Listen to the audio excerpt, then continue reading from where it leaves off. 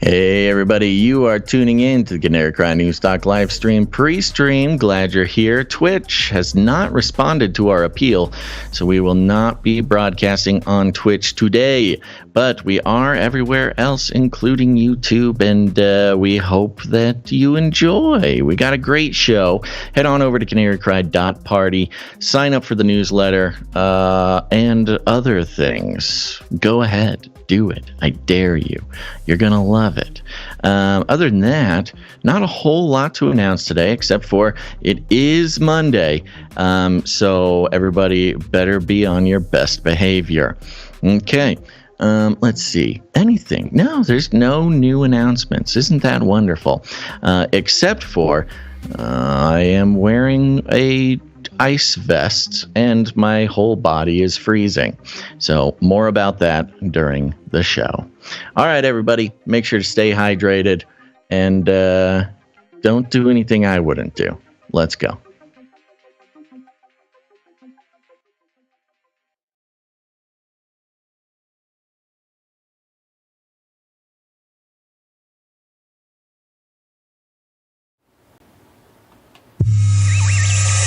The world is getting crazier. People are acting more and more insane. The end of the world is tomorrow. Tomorrow. There's only one thing to do when the world is falling apart. Listen to Basil and Gonz as they discuss this week's news and events through the lens of Bible prophecy. You are listening to Canary Cry News Talk. You're listening to Canary Cry News Talk. We are live to tape on August 15th, 2022. This is episode number 522. Whoa. And today, Kissinger of Death.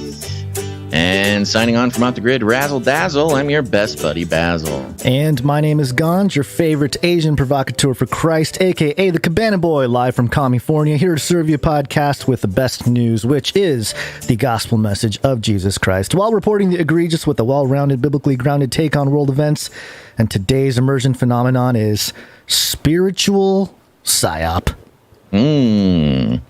And yes, it promises to be a great show. Interesting weekend, and we'll be catching up on all the news and the stories and the analysis and the deconstruction to start your week off right. But before that, Gonz, why don't I give you a little rundown? Run me down, baby. Here I go.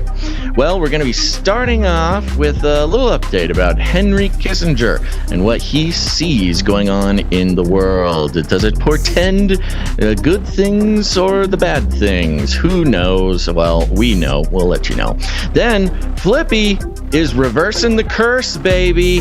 We'll see how FLIPPY is breathing new life and mobility into a certain reptile. Then, in topic one, we'll be diving into the ongoing Trump saga, a little bit of mind control. What is going on? People are going crazy. Well, we've got some things to say about that. Then, after the break, we're going to be revisiting our deconstruction of the Christian nationalism movement. Is it a real movement? Is it created by the media? Is it a little bit of both? Well, we'll find out. After that, climate change, baby! And lucky you, we're gonna save the earth by eating. That's fun. That's one way to do it. And then to round out the show, we'll have a Nephilim update at the end.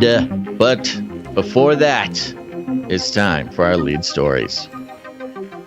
Yeah, let's do this. A new world order can emerge, a new era A new world order. New world order. New world order. Screw your freedom. Ooh.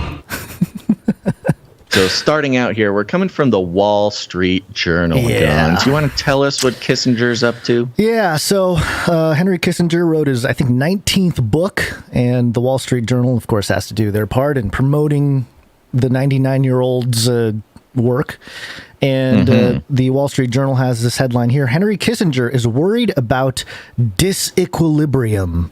The 99-year-old former Secretary of State has just published a book on leadership and sees a dangerous lack of strategic purpose in U.S. foreign policy. We won't go through the whole article, but the thing that caught my attention, and I think a lot of people's attention when they looked at this, came to this link here on the Wall Street Journal, there is a big header here where the top of the article, where there's usually an image or something like that. In this occasion, there's a looped video of Henry Kissinger, slow-mo, putting on his glasses and then taking off his glasses, and just loops over and over again. And it's almost to say, look at my human eyes. Notice how they're not lizardly. It's Notice how I'm not a reptilian. Yeah, very interesting. Not the most flattering thing. Well, the man is 99, Gon. Sure, sure, I guess. The fact that he's even able to take off and put on his own glasses is pretty impressive. Yeah, so let's go through the article just briefly here. I have some things highlighted to point out here. Again, the headline is Henry Kissinger is worried about disequilibrium on the Wall Street Journal, written by Laura Secor.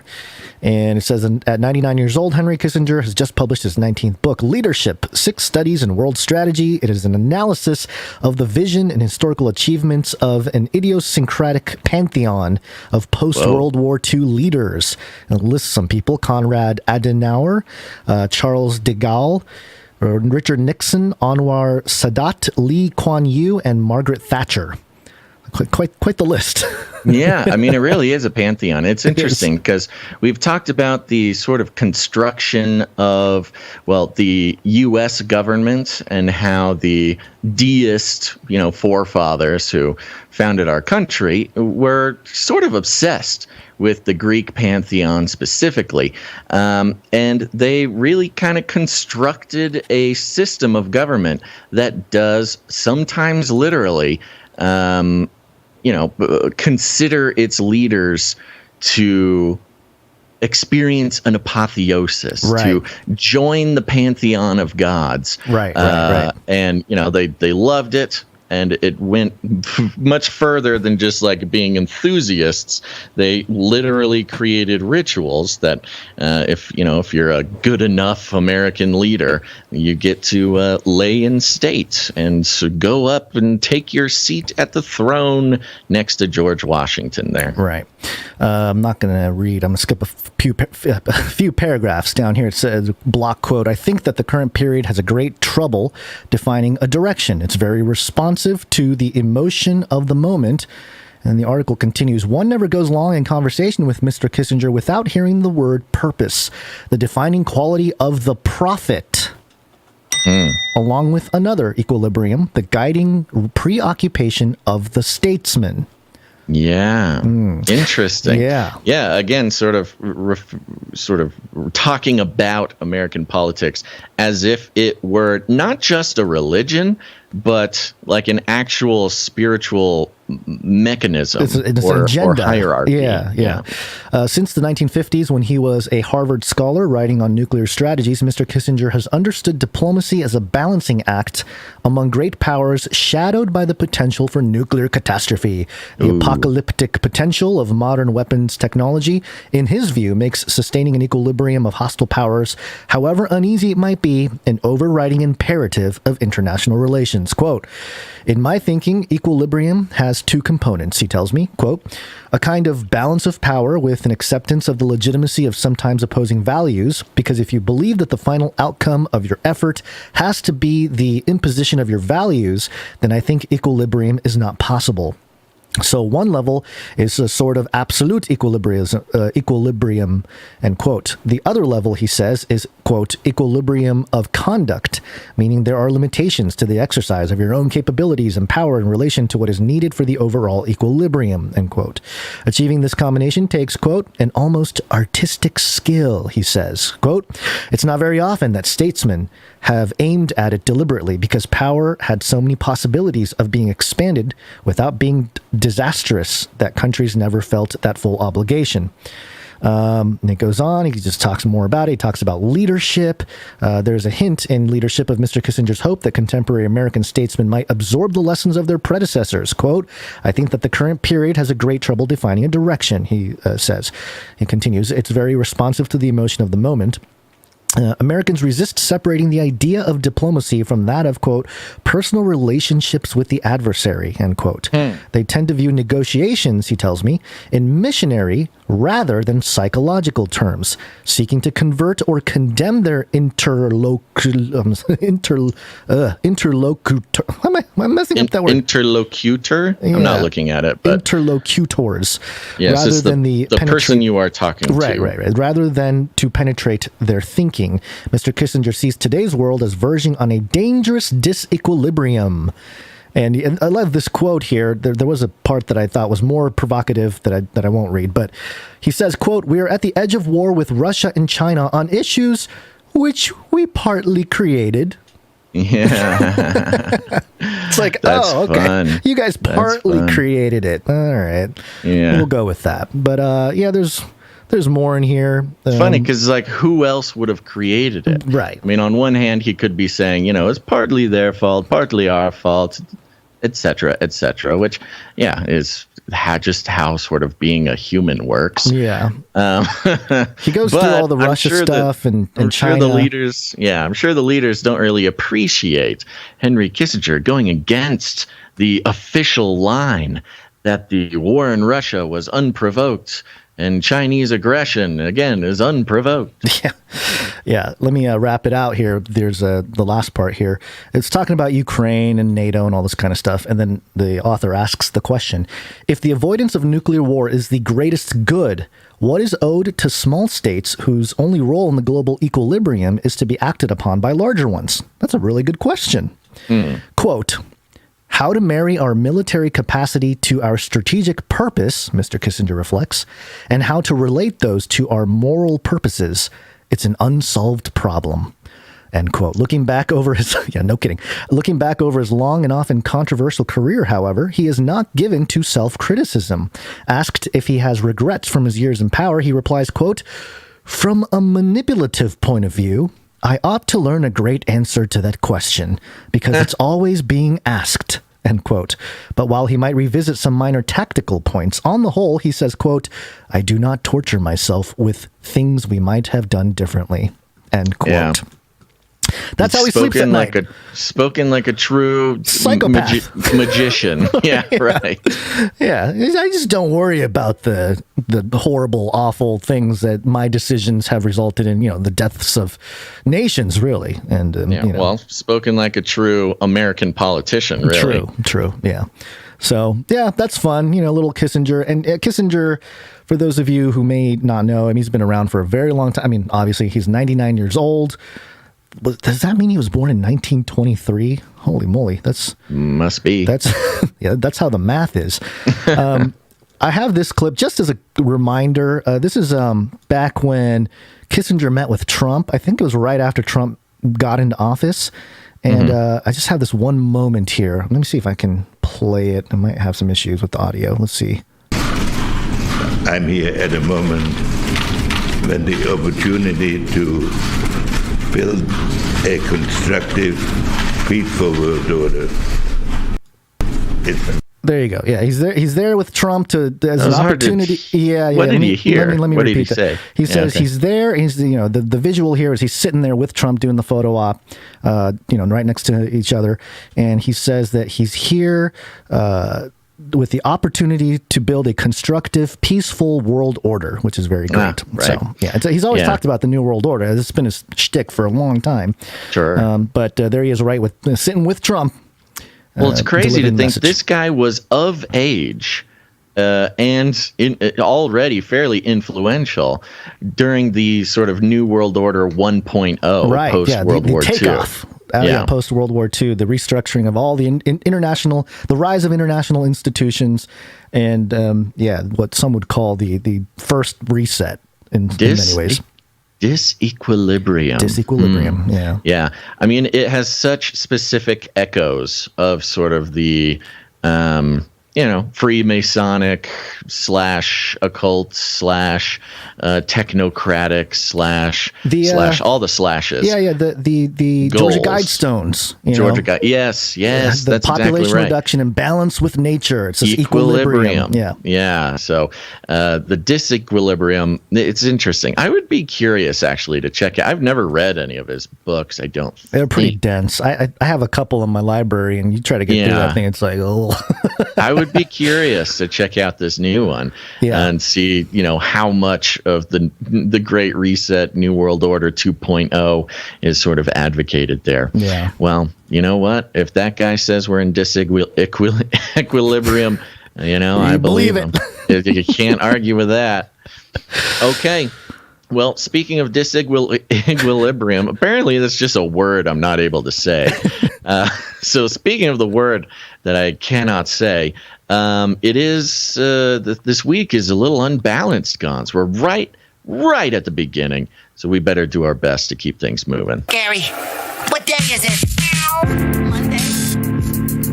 Monday. Sounds like somebody's got a case of the Mondays. Gary, what day is it? Monday. That's right. Monday. It is Monday. We're back again. Yep. How was your weekend there, Gonzo? Sweaty.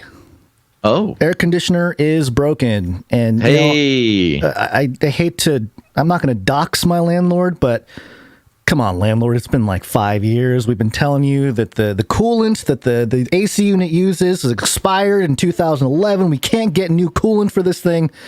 It's leaking everywhere. It's melting. The unit is from like 1987 or something. Come on, let's replace the AC unit. It's time to adapt. It's But we time don't to wanna- adapt, Gons. We don't push too hard Welcome. because they can raise rent on us. That's not something we want right now. Yeah. So we have to pick I'm our poison. Trust me, I'm sure they're going to do that regardless of if they fix the AC True. unit. Yeah. But yeah, okay. Welcome to the club, Gons. So Yeah. that means we're both hot now. Yeah, we're yeah. just a couple of hot boys doing a podcast. I am still off the grid, still no air conditioning. Thank God that it is not as hot as it was, last month or so. But those who are watching the video, they might notice something a little different. That's right, Gons. I busted it out. I got my Tweet Hungry Boys apron on from last supply drop, which is good timing because I did just receive in the mail. I stepped up my ice pack game.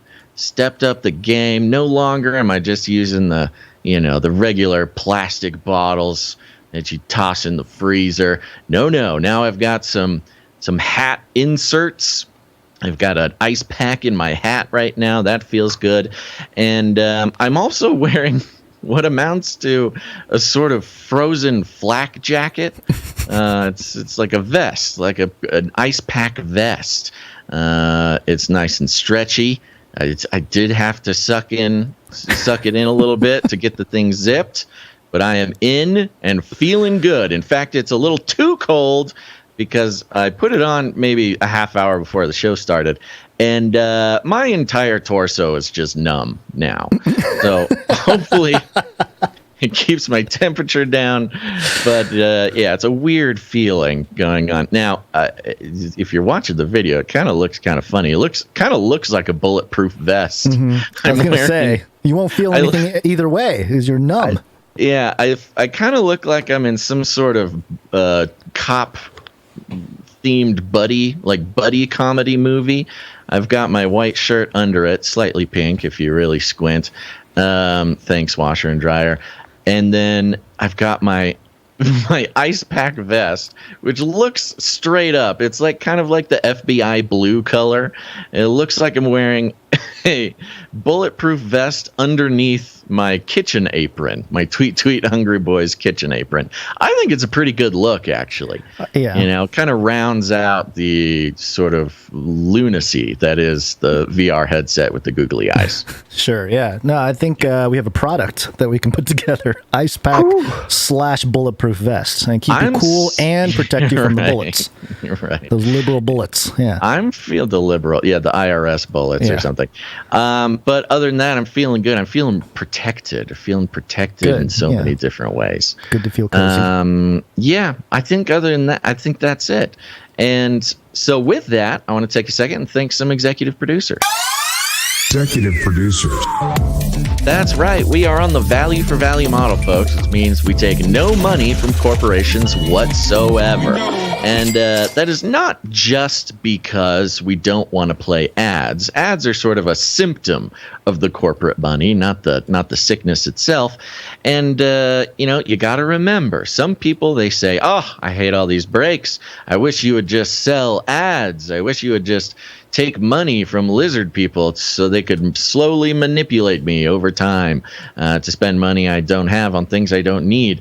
But here's the fact of the matter, folks. It's not about the ads necessarily. It's about the corporate interests that are attached to those ads. Once you start taking that corporate money, it's hard to get off, folks. And just like, who was it? Was it Nancy Reagan? Or Laura Bush? I don't know. Just say no, folks. Just say no. I think that's Bush era. I remember. Well, maybe it's Reagan. I was a kid when that campaign rolled out. I was trying to remember. I was in elementary school, so yeah. Yeah, us millennials, the DARE program is forever. The DARE program is like an American institution. We don't remember a time before the DARE program. But we're doing the DARE program just for corporate money instead of drugs. You can just say no to drugs too, folks. But here's the thing. Wow, that was a rabbit trail. We're on the value for value model, no corporate money whatsoever, which means we are entirely funded by listeners like you. And when you come in, support the show with your time, your talent, or your treasure, you get to call yourself a producer, because that's what we call you. And the executive producers are those who come in, carry a heavy load, keep the show going, and we're so grateful to them. And as of this moment, Gons, we have one executive producer for the day. All right. Who is it? Mm-hmm. That is executive producer One Lousy Petunia. One Lousy Petunia. Thank you. Good to see you. Yes. Thank you. Glad to see you back on the list here. One Lousy Petunia comes in with a nice round number, which means that we do not disclose the amount when it comes in a nice round number. If you, dear listener, are thinking of producing the show, keep that in mind. If you don't mind us disclosing the amount, you just make it a fun number. A lot of people put 33 cents or 77 cents or something, just a signal to let us know that you don't mind us disclosing. But One Lousy Petunia, executive producer One Lousy Petunia, also has a note here that I will read. And this is actually Job 5, verse 17 through 19. So the poor have hope, and injustice shuts her mouth. Behold, blessed is the one whom God reproves. Therefore despise not the discipline of the Almighty. For he wounds, but he binds up. He shatters, but his hands heal. Job 5, 17 through 19. Thank you very much, executive producer One Lousy Petunia. Thank you. Where'd you find this? And amen to that, man. That's some good stuff. My belly is cold. Okay, real quick before we keep moving, I want to mention some meetups. Canary Cry Meetup.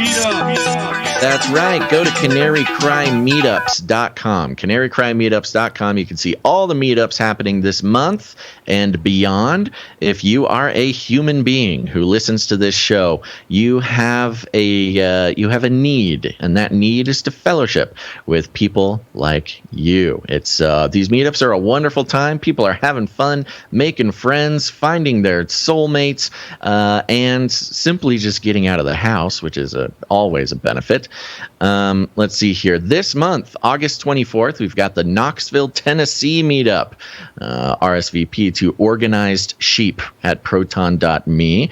On the 27th is when we got the triple threat. We've got the Houston, Galveston, Texas meetup. You can email Davey Frost, that's Davey with an EY, Frost at gmail.com for the Houston Galveston meetup. We've got the Ozark and Branson, Missouri meetups on the 27th and 28th. You can email sundancer8910 at gmail.com to head on over there to the Missouri meetups. We've also got the Garland, Texas meetup on August 27th. That is so many meetups. And that is, let's see here. Who are we contacting for that? That's Adam42 on the Discord. Oh, you know what? Adam42, he sent me an email address that we need to put on there. Okay. But yes, there's the Garland, Texas meetup is 7 to 10 p.m. They are talking, their theme is Wrestling with Theodicy with a guest speaker, Ellis Wright, and that is at the Household of Faith in Garland, Texas.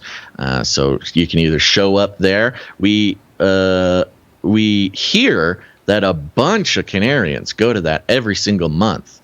Anywhere between a half a dozen to a couple dozen or something. Canarians show up to that every month. So if you're looking to find other people like you who listen to the show, you can get along, you can talk about all the crazy stuff, and, make some friends for when things go south. And they may be going south sooner than we expect. Go to canarycrymeetups.com, and we'll see you at the meetup. All right. This is fun!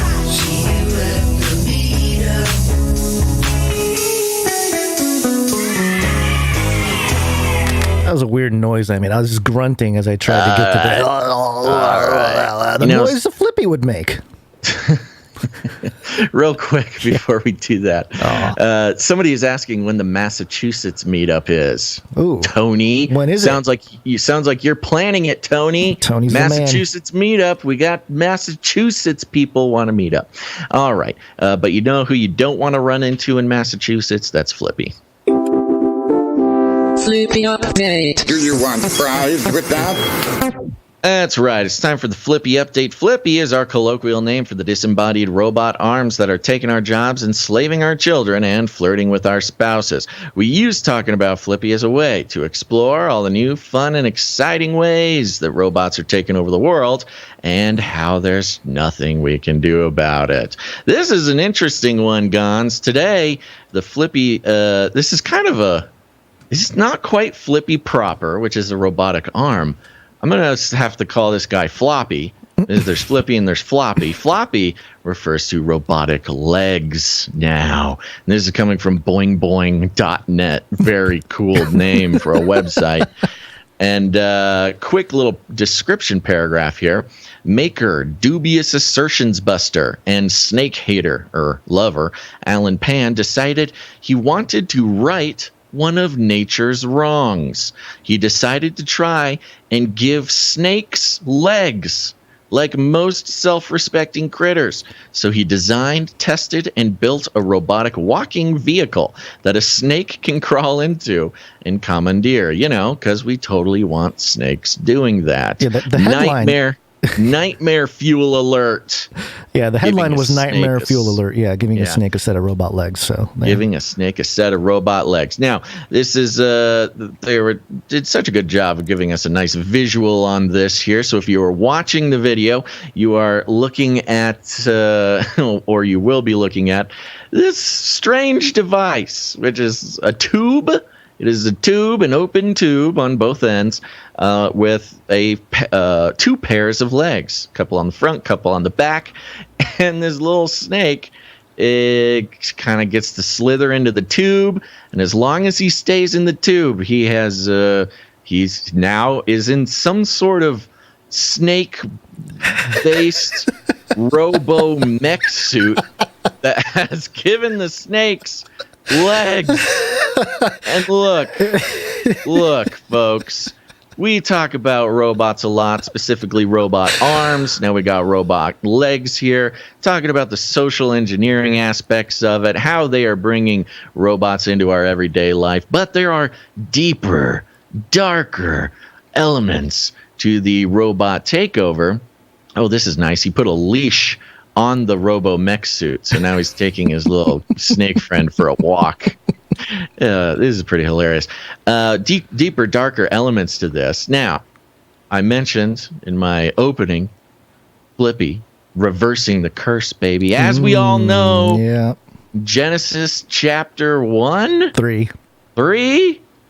Mm-hmm. It's after the curse. Is after the curse, right. Or part of the curse. Genesis chapter 3, after the serpent, tempted the humans to disobey the one job that they had.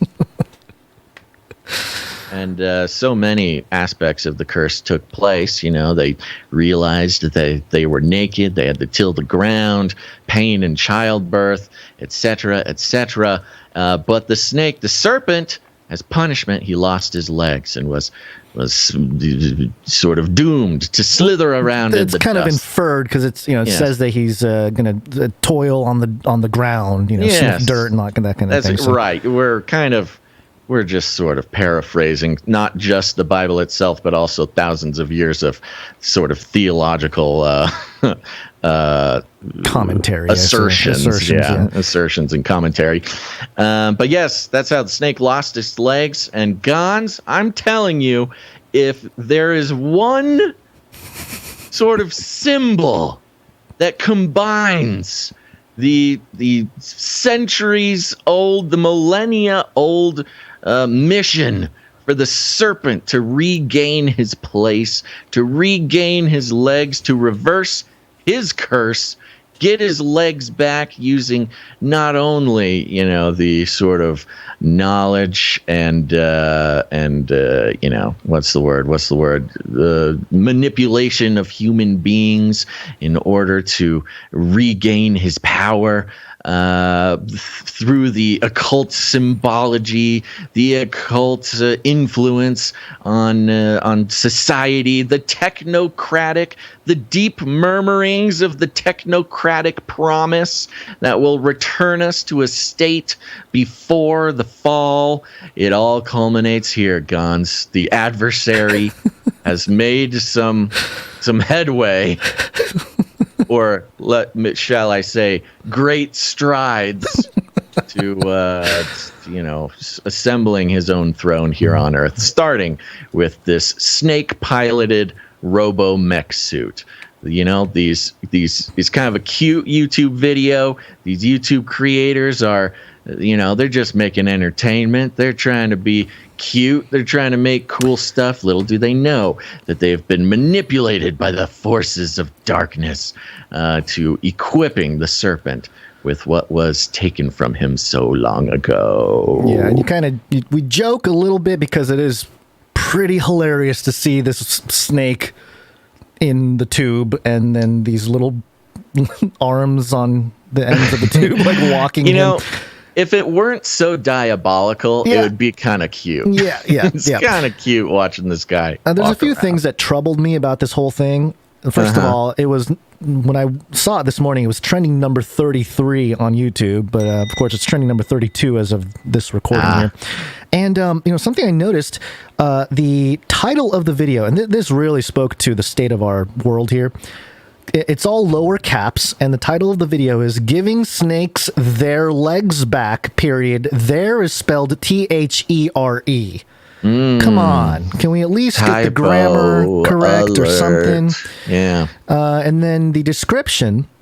This is a video by Alan Pan. The description, all lowercase again. God made a snake. Jokes. Direct little stab at God there. But even more sort of disturbing, I think, is the pinned comment at the very top is by YouTube, and I double check. This is the YouTube account, like the master YouTube account. The master YouTube account. Yeah. Okay. And their comment is all lowercase. Finally, someone cares enough to give the snakes their legs back.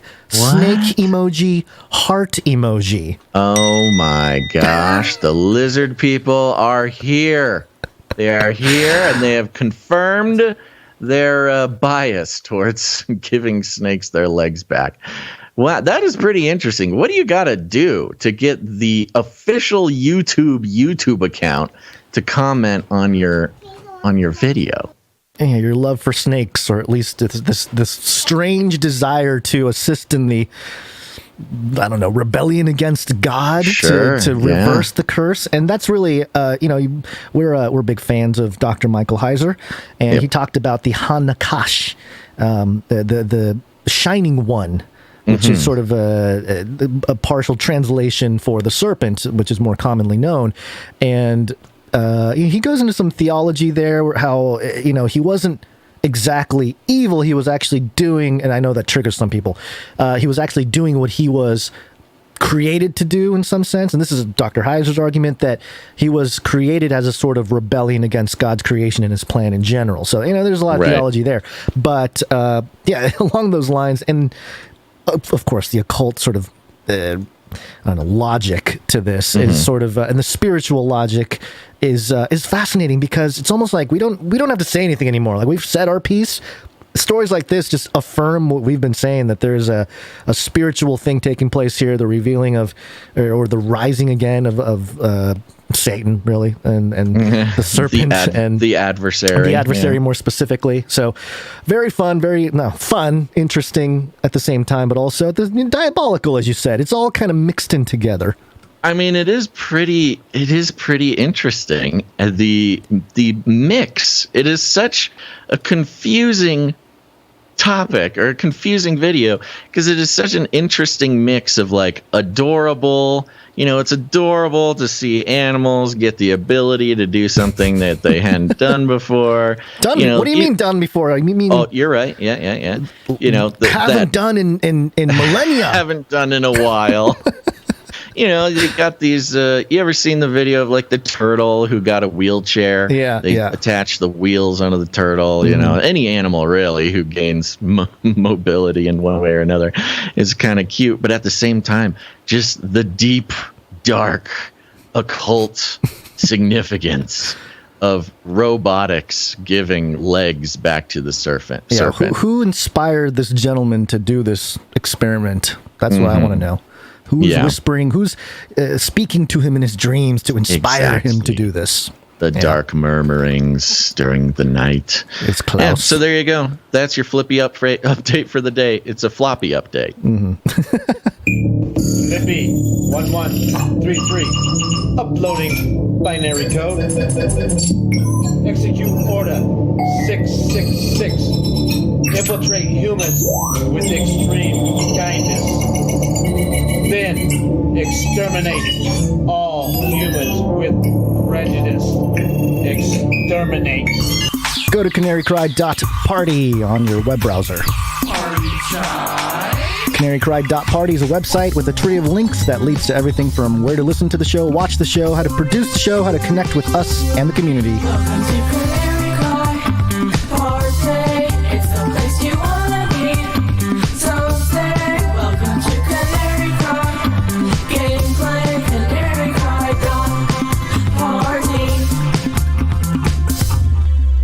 That's right. And there's all sorts of great stuff over there. I'd recommend you join the newsletter. The newsletter is an email we send out before every live show. A, reminds you the show is going live. B, we provide all of the art and sources for the show, so you can have all the articles and sources that we use that you can use to go back and check the sources for yourself, or use them in conversations, whether online or with people in the meet space, whatever you want to do. Go check it out. This is the newsletter. You'll see. You just sign in. Just put your little email in there. Don't worry. We don't sell emails. We don't do nothing like that. We just want to keep you connected. You can also listen to Ravel, which is a podcast I do with Dr. Christopher Ryan Gates, who's got a PhD in biblical interpretation. We discuss scripture, society, and scandal, having tough conversations in good faith. episode just dropped yesterday, called the Sea Monster and the Savior, which is another sermon preached by Dr. Chris, which is excellent. And it's if you liked the Dr. Corey Barnes episode regarding sea monsters and Near East mythology and context for the Bible, Dr. Chris really brings that around in this sermon. I highly recommend it. You can check out Ravel on all your podcast players, as well as Canary Cry Party. You can find links to the Canary Cry mixtape Volume 1. You definitely want to do that. Canary Cry Clips channel on YouTube and Odyssey. Go subscribe. Get all this wild, wacky podcast 4-hour-long episode cut up into manageable bite-sized chunks. You can review information, share information, etc. On that, real quick. Yes. We're at 993 subscribers on the Canary Cry Clips channel, so 7 more to 1,000. 7 more. Come on, folks. Yes. If you haven't Are subscribed you the yet. 1,000th follower? You get a big prize from somebody. Maybe not from us. Oh, boy. But from somebody. Then you can text the word Canary to 877-740-3226. That's 877-740-3226. If you text the word Canary to that number, you'll be put on our text message alert system. We don't gather any personal information. All we do is send out a little alert before we go live, just in case you're one of the throngs of people who don't get notifications when we go live. Thanks, YouTube and others. That's it. Go to canarycry.party to have a good time. Hey, that's new ending to the segment. Pretty good. Yeah. Pretty good. Good. All right. Let's go. We will launch a new age. Mind control weapons. Okay. So let's see here. Why don't I start this out, and then you can you can keep the momentum going here. This is an interesting day. We are about a little over a week out from the raid on Mar-a-Lago. On 8/8. The madness continues. Oh, does it continue? An interesting update on this. There really hasn't been any significant updates on the actual documents received, or as far as the official announcements have gone. Not much has changed over the weekend. However, there was this article from Newsweek.com. The headline: Breitbart slammed for doxing FBI agents involved in Mar-a-Lago raid. Oopsie daisies. You know what? Doxing. So disrespectful. Conservative media outlet Breitbart is facing criticism for publishing the names of FBI agents involved in the raid of former President Donald Trump's home. This term, and it just rings a bell every time I see it now. Which outlets are using raid, which are not using raid. We're told it wasn't a raid. You're not supposed to say raid. It was a search warrant, even though that's what a raid is, like what you call a raid. That's just what it is. They should just change it to a rave, A rave, just the rave at former the FBI. The raid was rave. Involved in a rave with President Donald Trump. It would give a nice sort of fun, flair to it. Yeah. But it's funny. You're not supposed to say raid. However, pretty much every outlet still continues to say raid. So there's this weird sort of double speak going on there. Breitbart published a leaked version of the Mar-a-Lago search warrant, including the names of an FBI special agent and supervisor agent on Friday. The agents both signed their names on receipts for property seized from Trump's home, including boxes of classified documents that reportedly may have included nuclear secrets. Ooh. May have included. May have, yes. And what nuclear... Okay, we've gone over this. We don't need to talk about it. A redacted version of the warrant, which omitted the names of the agents, was officially released hours later. And then it goes into commentators soon took to Twitter to accuse Breitbart, an outlet previously managed by former Trump advisor Steve Bannon, of doxing, the practice of identifying a person or releasing personal information about them, often with the aim of enabling targeted harassment. Some also accused Trump of leaking the warrant to Breitbart in hopes of targeting the agents. And then it kind of just gives a bunch of tweets. And tweets apparently are still news. So this was an interesting development. I kind of went back and forth on, like, is it actually doxing to use the name of like a publicly paid person? It's not really doxing. I mean, maybe if you put out their birthday and their social security and their address and their phone number and their kids' names, that's usually what doxing entails. Simply, having their names unobscured from an official government document, which, I mean, I guess they could prefer that information get released to the public either officially or through a FOIA request or something. But right. Anyways, doxing, I don't know if that's the right word.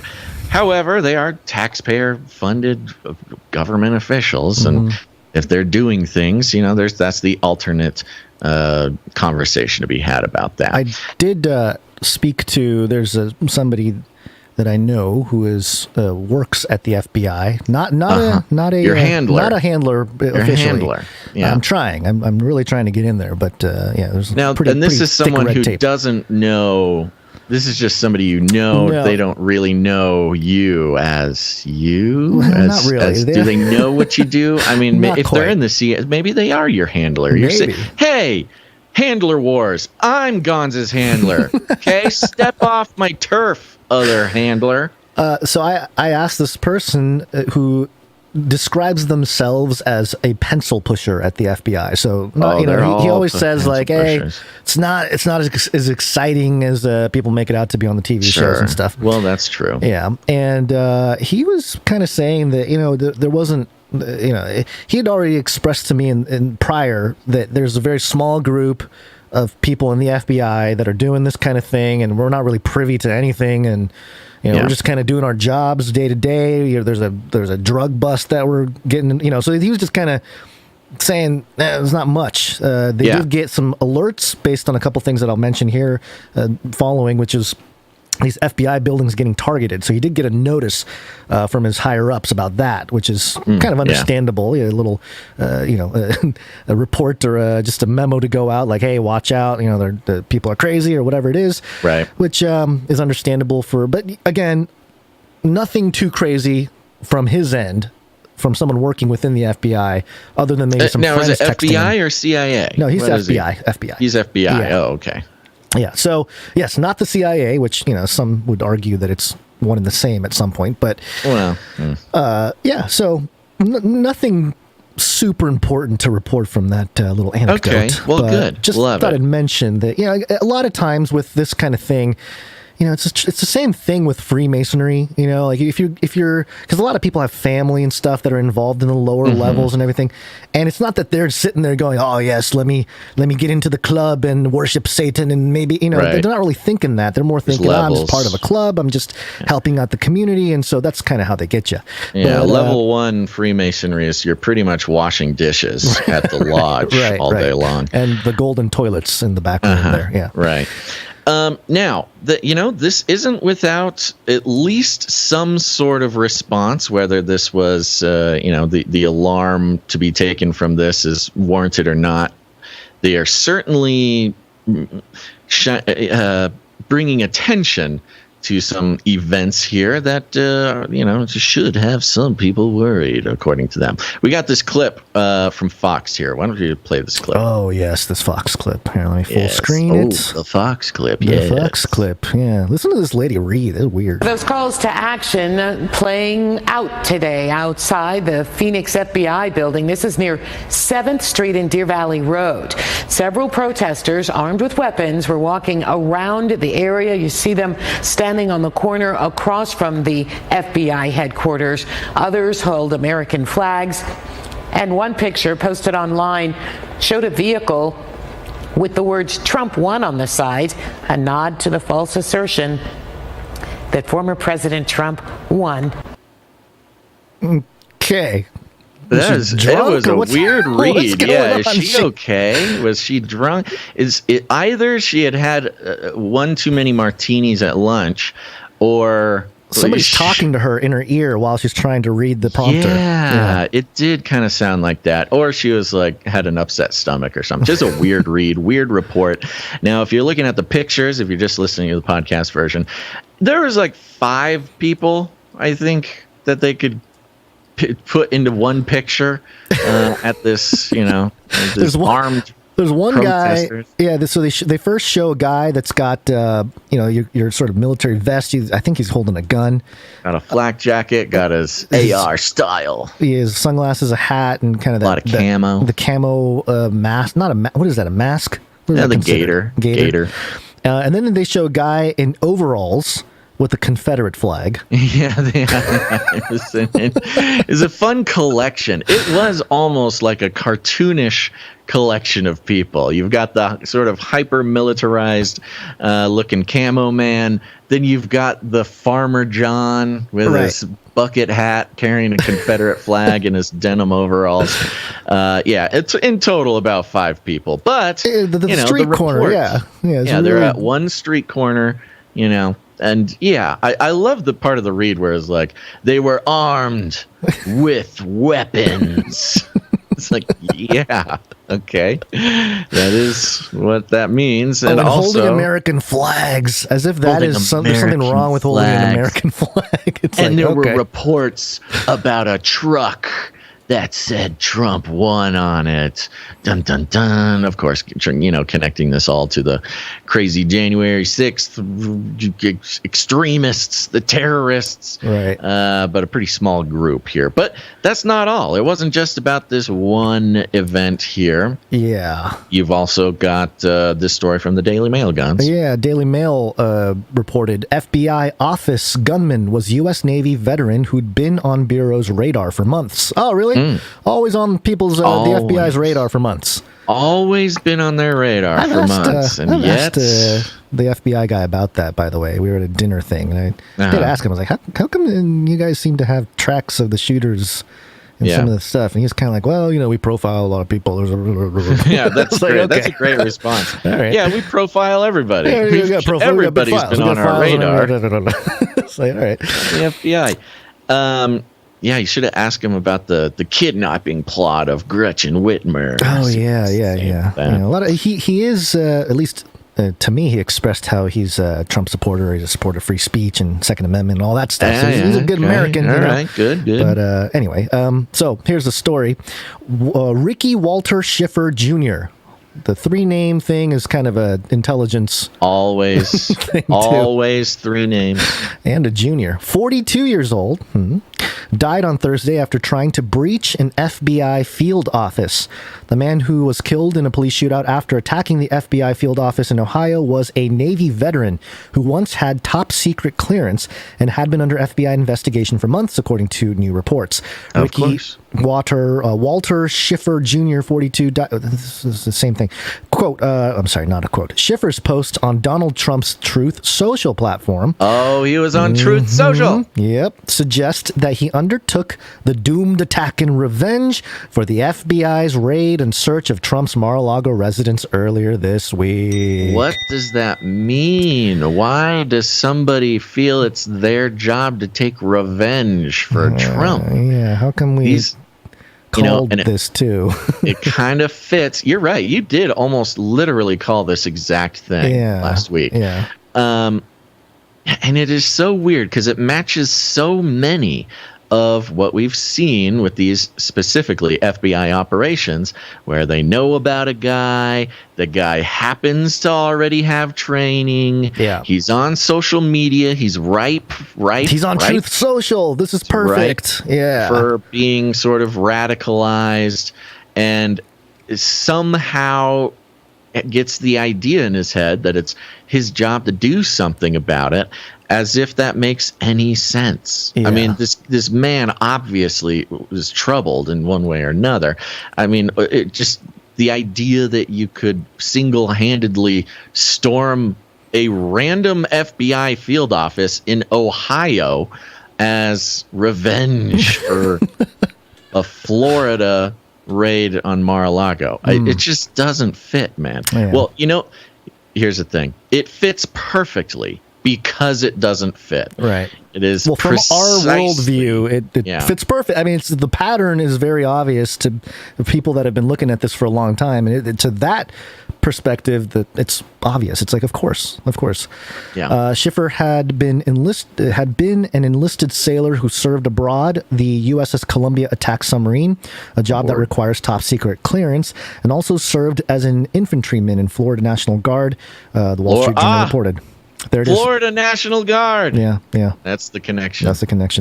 As well, the FBI confirmed that it had been investigating Schiffer for months in connection with the U.S. Capitol riot. Oh, and that's another interesting. And another matter. We don't talk. No. But the Bureau said that it was not aware of a specific and credible threat. Oh, sure. You've been investigating him for months. So he wasn't just known. He was under investigation. Mm-hmm.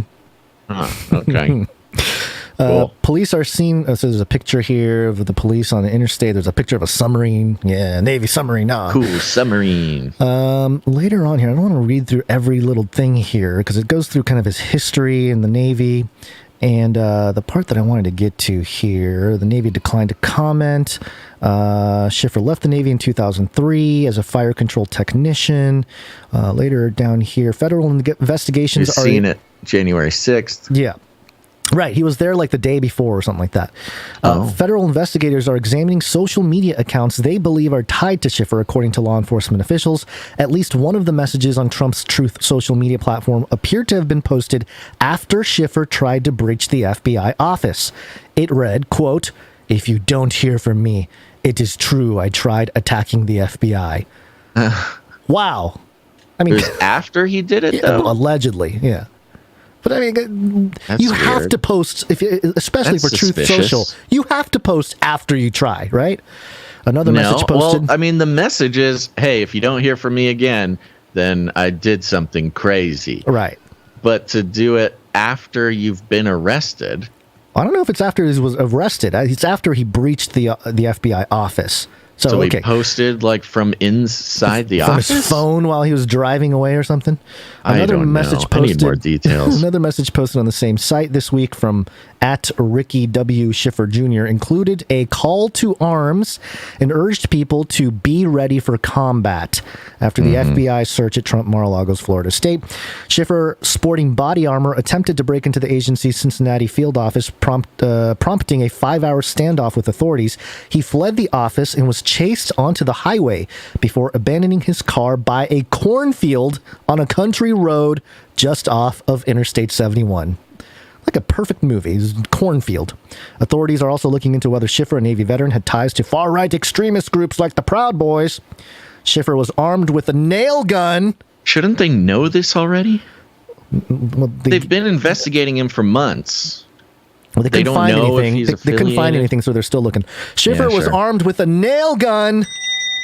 Okay. And an AR-15 style rifle when he tried to breach the visitor screening area at the FBI office Thursday, according to officials. Schiffer fled when agents confronted him. I think that's when he truthed. Was when he fled the scene. I don't know, he got on his phone That's and he's very suspicious. He was later spotted by a state trooper along a highway and got into a gun battle that ended with police killing him, authorities said. Why the nail gun? Now, Gons, have you used a nail gun? Do you have experience with a nail gun?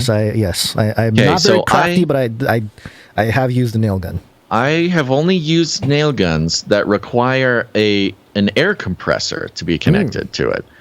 Are there nail guns that don't need an air compressor? Is this like a staple gun type of thing? Maybe it was a stapler. An actual stapler. They're calling a nail gun. Yeah, he was just angry because somebody took his stapler. Yeah. There's a couple more things to point out here, and then we'll move on. Okay. Here. The burst of violence unfolded amid FBI warnings that federal agents could face attacks following the search in Florida. I think that's what the guy I was talking to was mentioning. The FBI is investigating what happened in Cincinnati as an act of domestic extremism, according to the law enforcement officials. And we know about that. They've been planning this for a long time, so this fits right in. And then Schiffer's believed to have been in Washington in the days leading up to January 6, 2021 insurrection, and may have been at the Capitol that day, but was not charged with any crimes in connection with the riot, the official said. Officials have warned of a rise in right-wing threats against federal agents since the FBI entered Trump's estate, and what authorities said was part of an investigation whether he took classified documents with him after leaving the White House. So, always connected back to that, and just look at all the crazy people rising up. And that's kind of the theme here today, and it's all sort of tied to this bigger psyop going on. Okay, don't worry, everybody. I have discovered you can get cordless electric nail guns, but you still need to press it onto a surface in order for the nail. Maybe he was going to like nail a door shut or something. Anyways. Trap them all inside until they give us our freedom. That's how he barricades himself in. Speaking of barricade, there's another story. Yeah, there's another story. APnews.com. Yeah. Tell me more. This is a headline. Police, man killed himself after ramming U.S. Capitol barrier. Okay. Oh, another Capitol assault. Another Capitol, yeah. A man drove his car into a barricade near the U.S. Capitol early Sunday and then began firing gunshots. Did he drive his barricade between the velvet ropes, though? Come on. Where's the video footage? I don't know. Little January 6th joke there for everybody. Let's see. So, yes, I'm just going to start over. A man drove his car into a barricade near the U.S. Capitol early Sunday and then began firing gunshots in the air before fatally shooting himself, according to police, who said he did not seem to be targeting any member of Congress. The incident happened just before 4 a.m., I wonder if it was like 3:33 a.m., at a vehicle barricade set at East Capitol Street and Northeast and 2nd Street Southeast in Washington. It comes at a time when law enforcement authorities across the country are facing an increasing number of threats, and federal officials have warned about the potential of violent attacks on government buildings in the days since the FBI's search of former President Donald Trump's Mar-a-Lago estate in Florida. The attack is reminiscent of an incident when a man drove a vehicle into 2 Capitol police officers at a checkpoint in April 2021, killing an 18-year veteran of the force, and many on Capitol Hill remain on edge after supporters of the then president stormed the Capitol on January 6th, 2021. Authorities said the man, identified as Richard A. York III, 29. How come they're always juniors and thirds? I don't know. This is very interesting. Yeah. So Richard A. York III, 29 years old, of Delaware, crashed into the barricade, and that he was getting out of the car. The vehicle became engulfed in flames. The man then opened fire, firing several shots into the air as police approached. The police said that the man shot himself as the officers neared. He was later pronounced dead.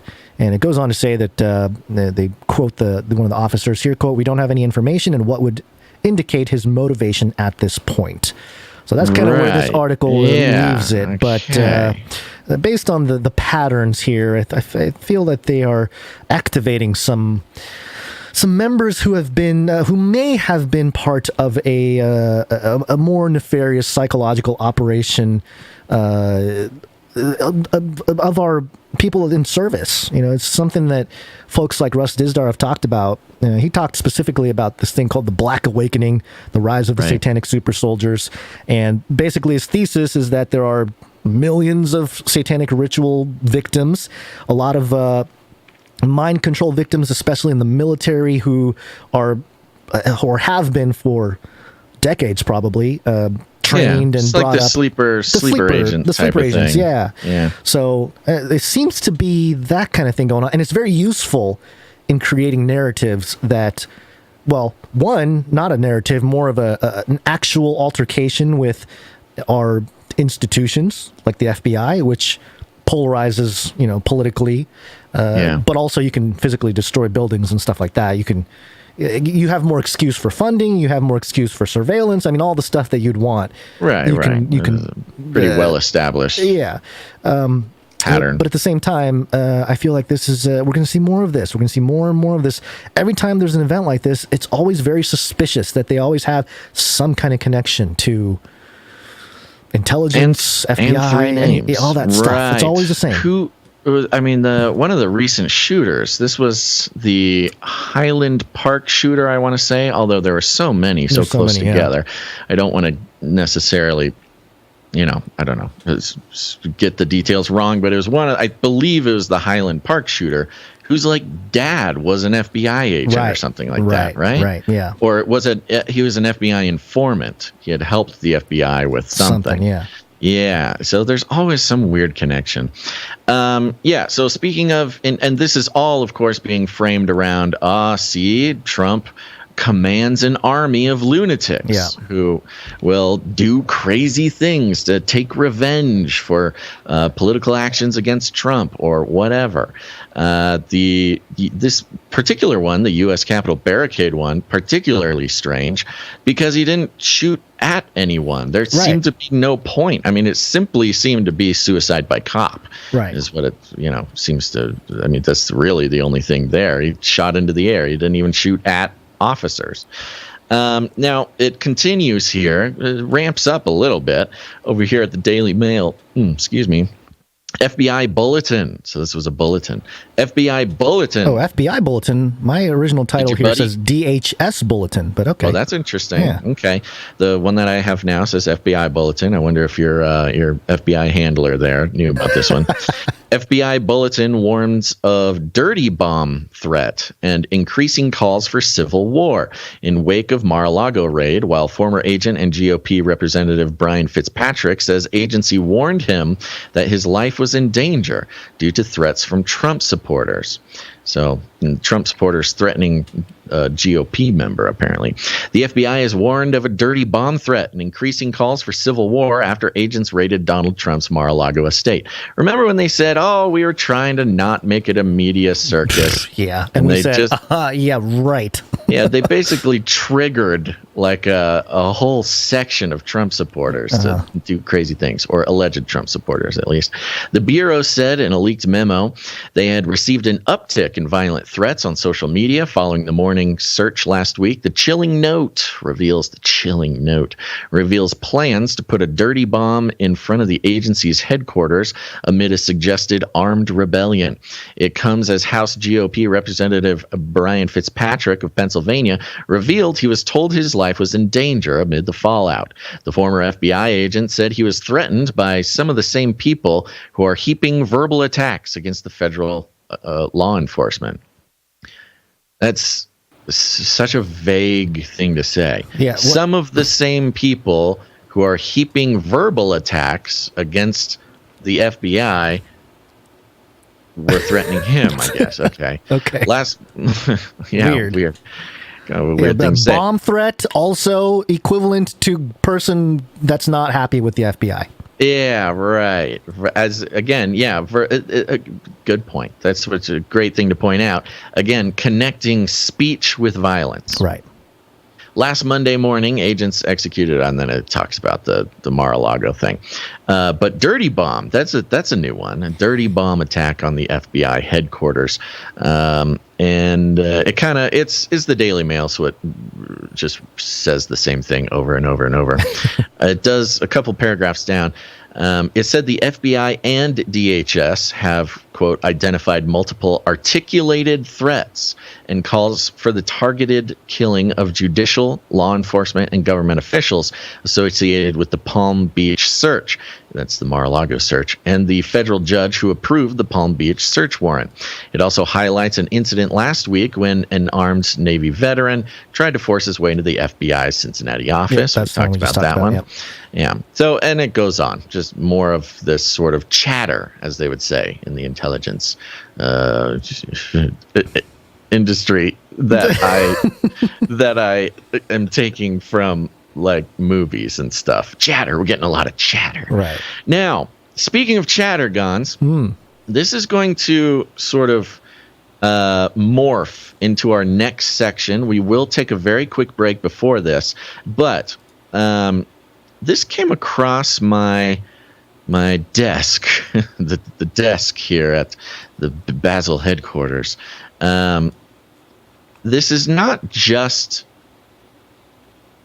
sort of FBI memos going out. This is not just, sort of politically motivated. This is being connected to what we've been sort of dissecting, deconstructing recently, which we think is of of the utmost importance, not just of its whatever level of reality is connected to this, but also, as Christian people, the church here, we need to pay attention to how sort of our story has been told, not just by, the government or the media, but also others who are claiming, the same thing, to be part of the church.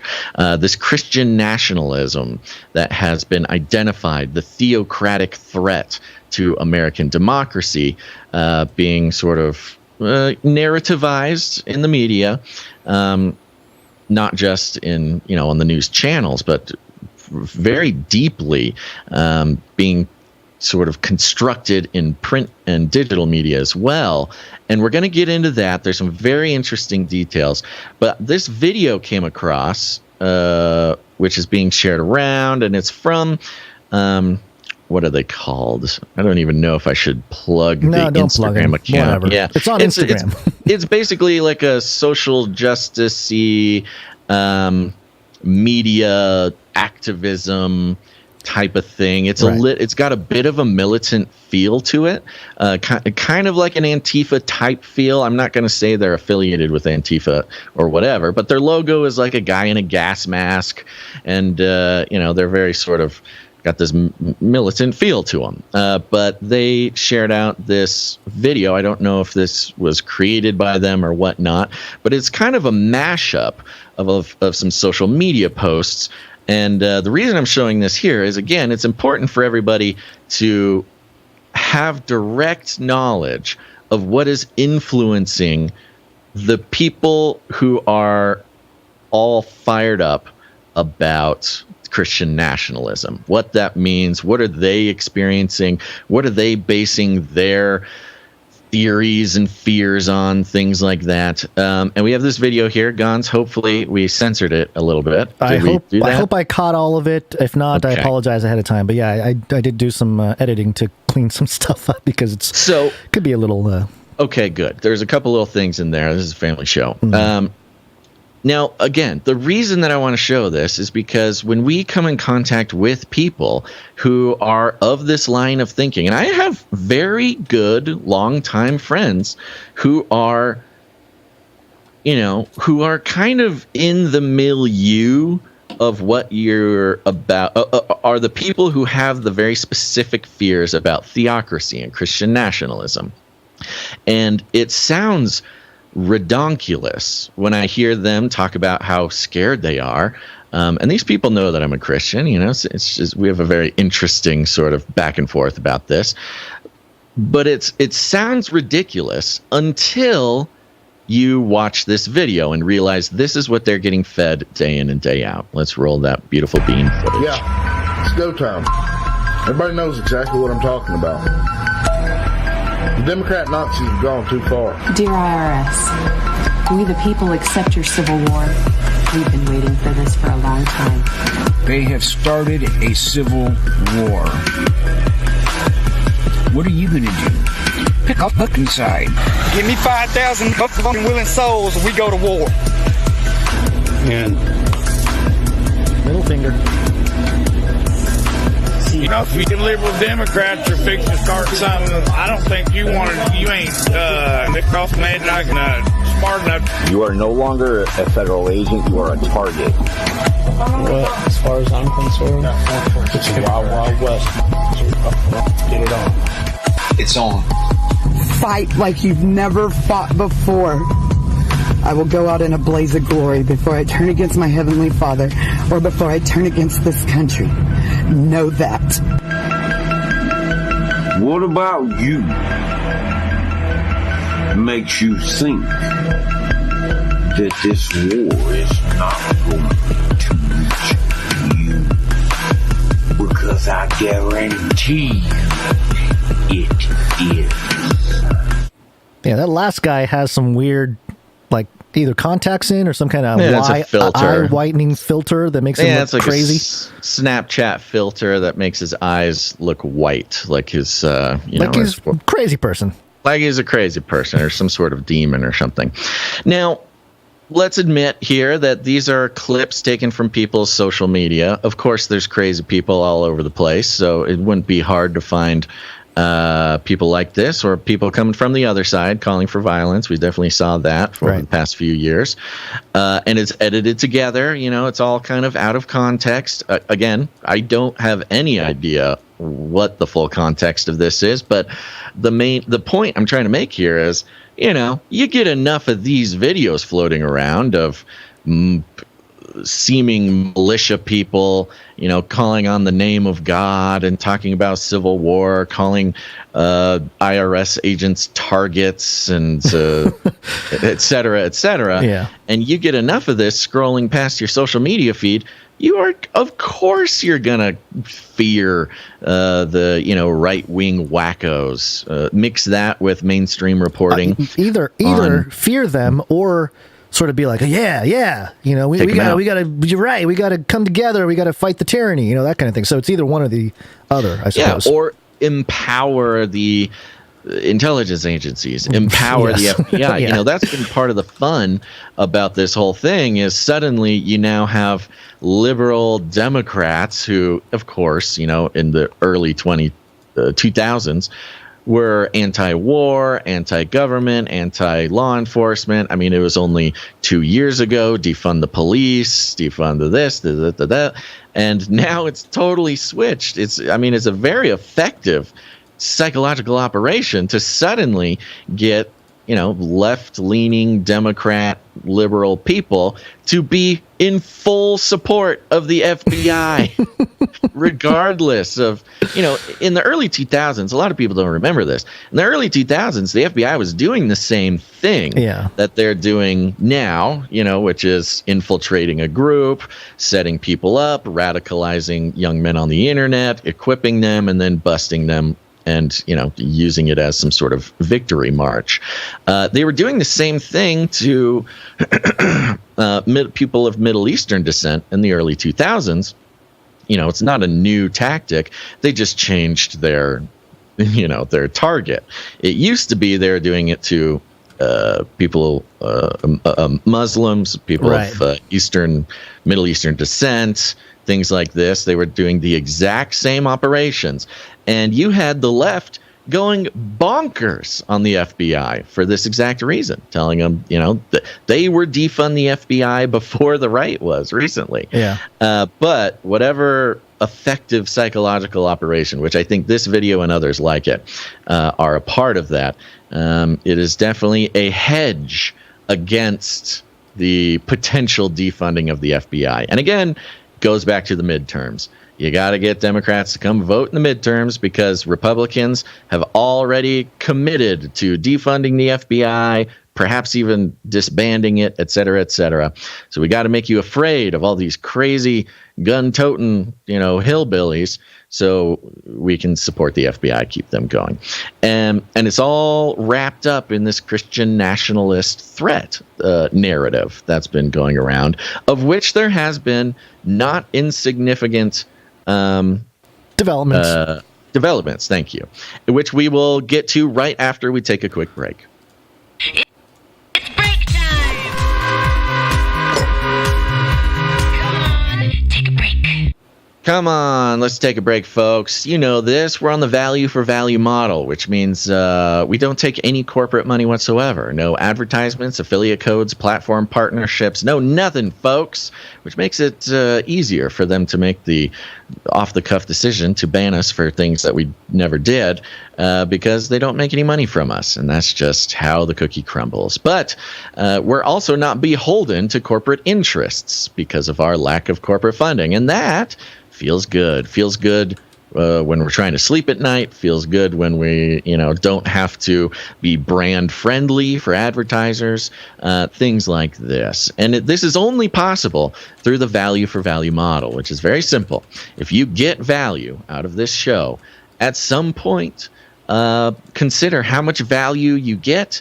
Put a number on that value and go ahead and put that value back into the system. It's a big sort of ecosystem that keeps this show going. And if we provide value, if you get value from the show, please consider putting some value back in, because it's the only way that the show keeps going. It just doesn't keep. It just stops. If the value that it provides ceases to be returned into the system, it's just this is, sort of a natural way of things.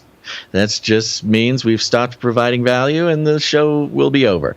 But today is not that day, because people are continuing to realize that participating in the value for value model is not just a way to put integrity back into independent media, and indeed actual independence into independent media, but also it's a bit of a spiritual revolution too. I mean, to not rely on subtle, voluntary brainwashing by corporations to make you spend money on things that you don't need. It's a very powerful act to intentionally support a piece of media that you appreciate and that you want to continue. And we thank all of our producers for that, because that's what you are. You are producers. Gons, are you ready to thank some people? Yeah, let's do it. Okay. Starting with producer Morph. And Morph is on a streak. Yeah. Do you want to give me the number? Well, I think it's 126, but that's wrong. It's 127. Yeah! Oh, yeah! Man, thank you so much. 11. That's right. It comes in with the 1111 no. Thank you, Morph. Next up, we have, let's see, Isaac G. coming in with a pocket full of sevens. Thank you, Isaac G. We also have Sir LX Protocol V2 Knight of the Berean Protocol coming in with a pocket full of sevens and 65 episodes in a row.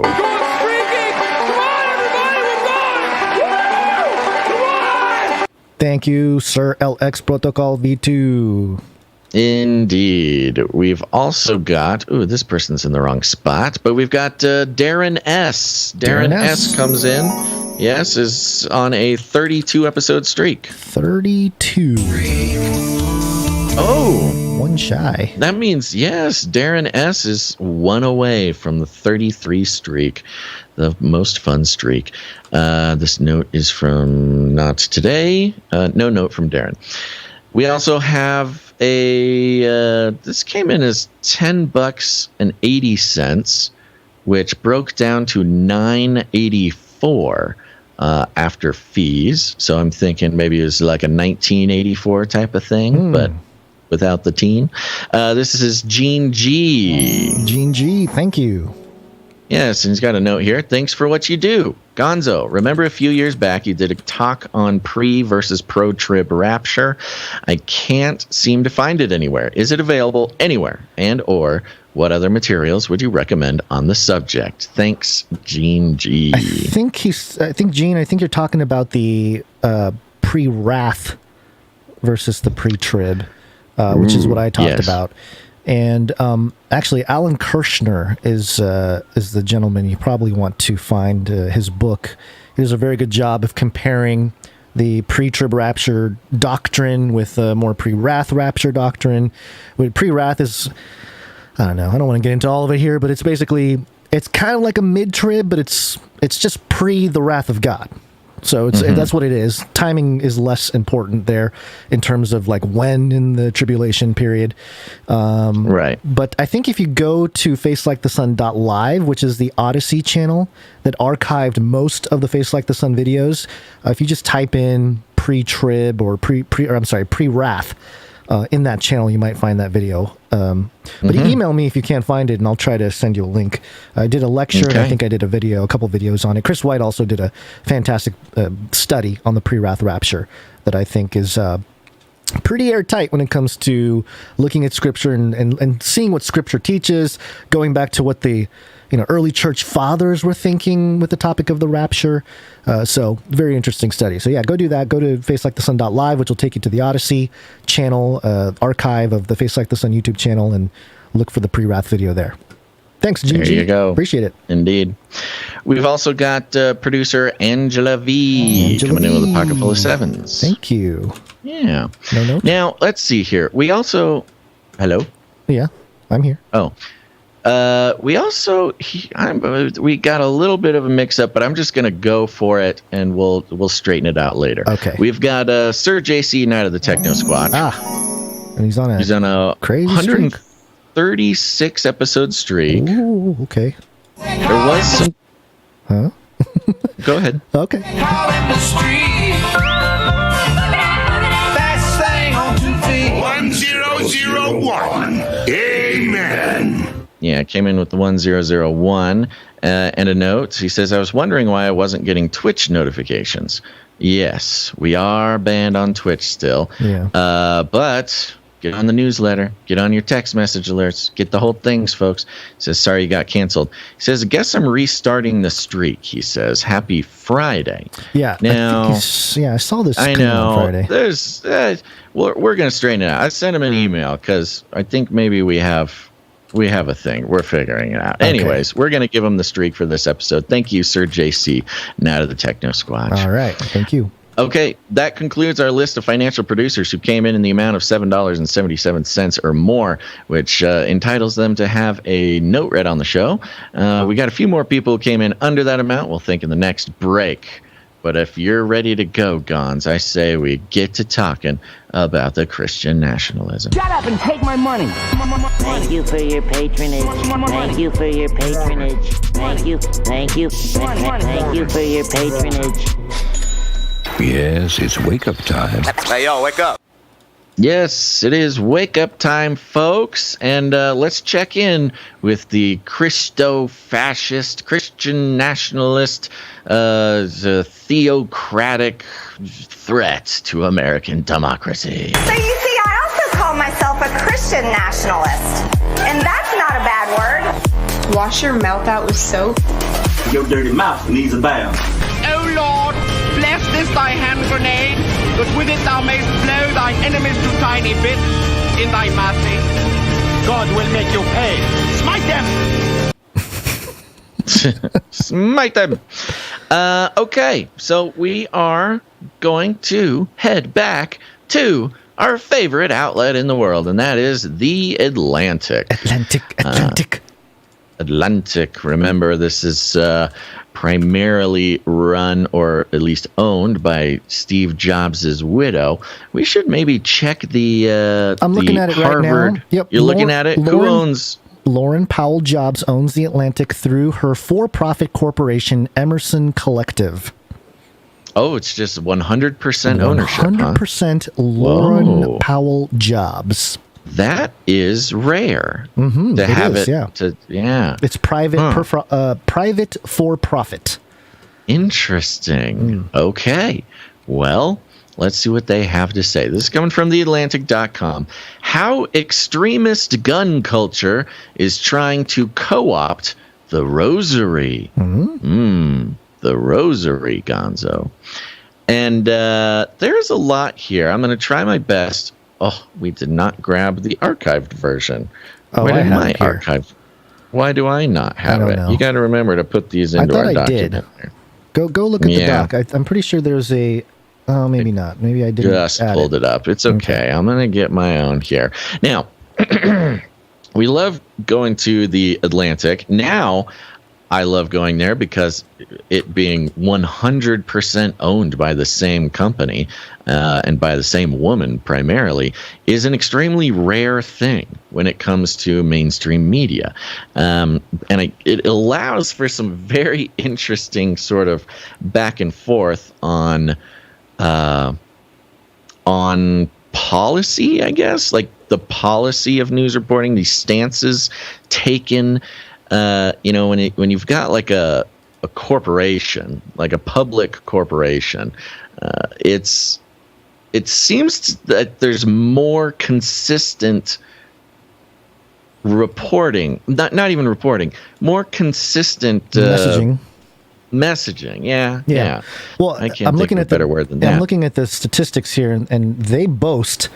Let's see, what is this? I think they boast here. It says about 34 million average monthly visits on their website, The Atlantic. So, okay, pretty large audience.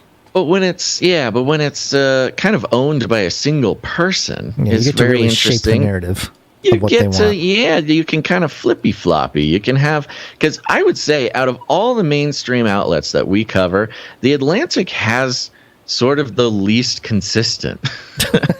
They kind of go back and forth on who they're defending, what type of ideas they're promoting. Right. But we're switching back over here to something that will sound quite familiar.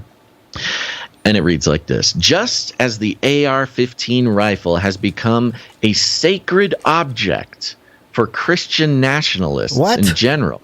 What are you talking about, Atlantic? Right from the get-go. What? Right from the get-go. Now, the AR-15 rifle is like a sacred object for the controlling elite who would like for everybody to be afraid of those who wield such weapons. So this is going to be a theme in this article, which is it is almost a rhetorical spell being cast rather than reporting facts. So the opening sentence, just as the AR-15 rifle has become a sacred object for Christian nationalists in general, and then it goes on to the next part. But making a statement that the AR-15 has become a sacred object for Christian nationalists. Now, I guess I don't really know a lot of Christian nationalists personally, because I don't know anybody who would call AR-15 an actual sacred object. Now, I could see how it was blessed by the Pope. The Black Pope blessed it. I could see how rhetorically you could make the case of just as the AR-15 rifle seems to have become a sacred object, or refer to it sort of metaphorically. Because what they're really trying to say, I believe what they're trying to say is these Christian nationalists love their guns,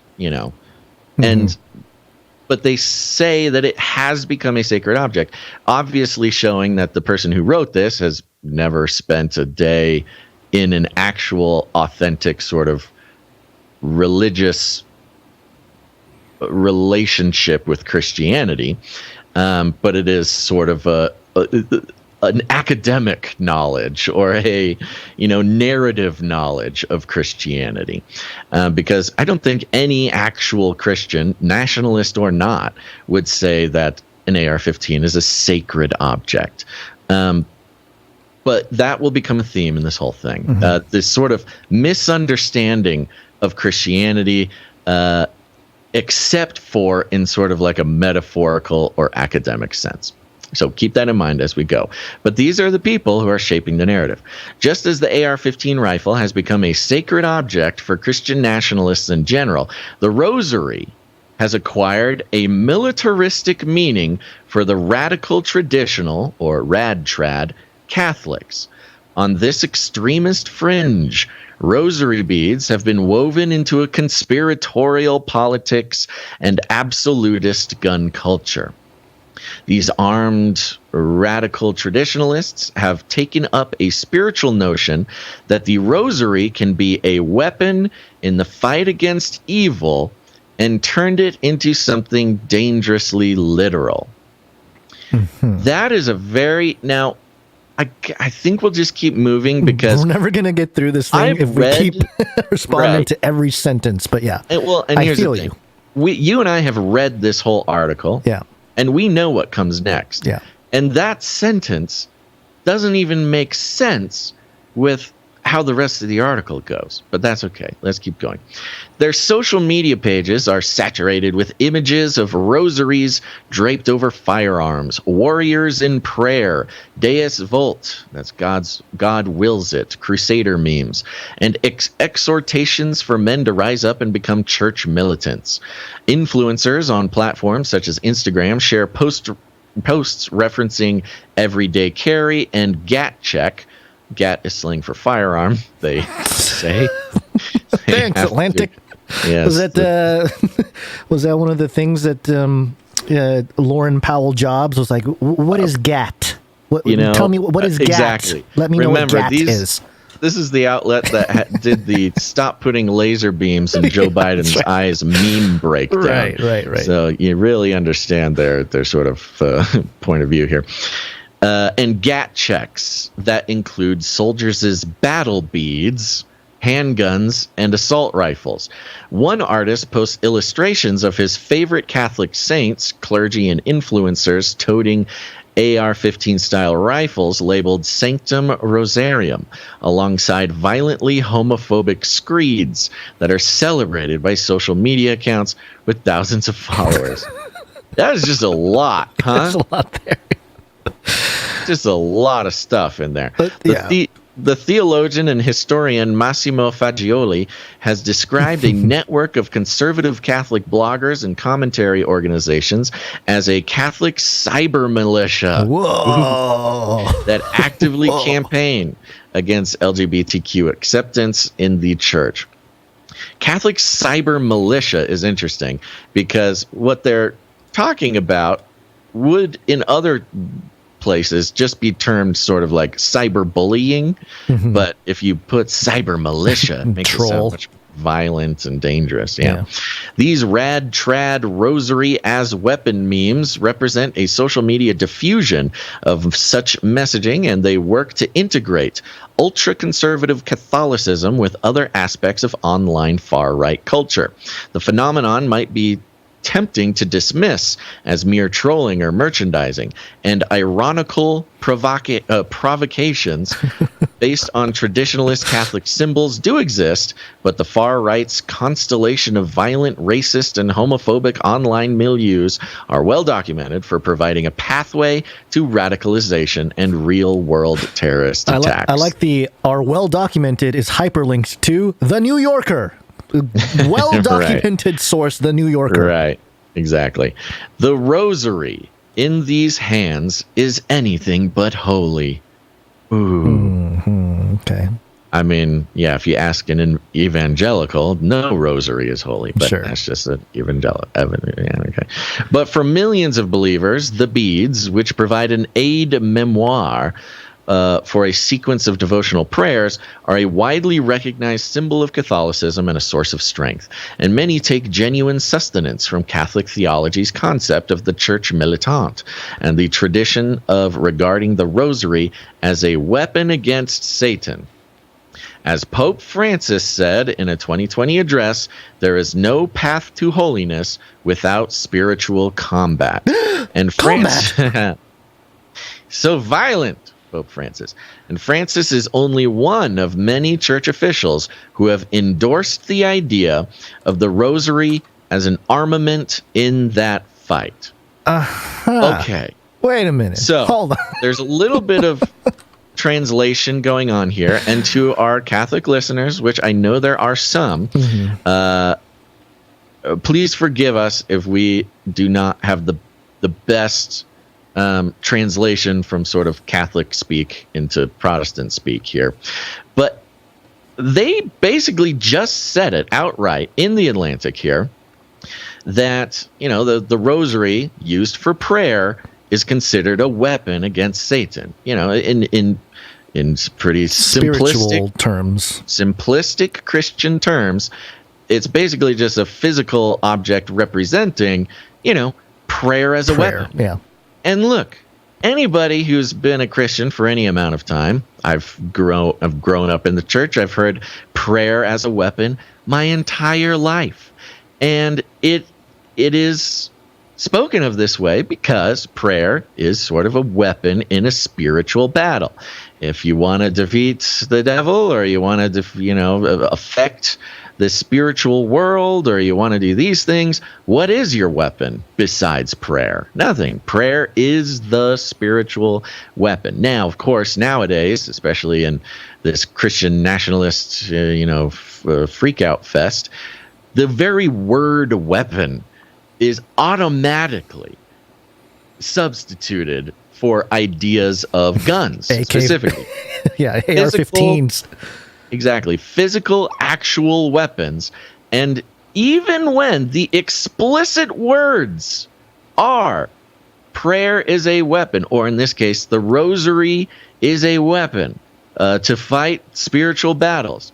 When a secular person hears this and writes an article for The Atlantic, it is immediately translated to like physical arms. Physical weapon that can kill people as well as the devil. I don't even know if I'm saying that in the most articulate possible way. But this concept of spiritual warfare happening in a spiritual realm with prayer as the weapon is completely either ignored or misunderstood entirely. Well, it's helping paint that narrative. I mean, there's obviously a presupposition of this author that, you know, this whole Christian nationalist thing is a threat, and that, and so I think the point you're trying to make here also is that the Pope specifically used the word combat.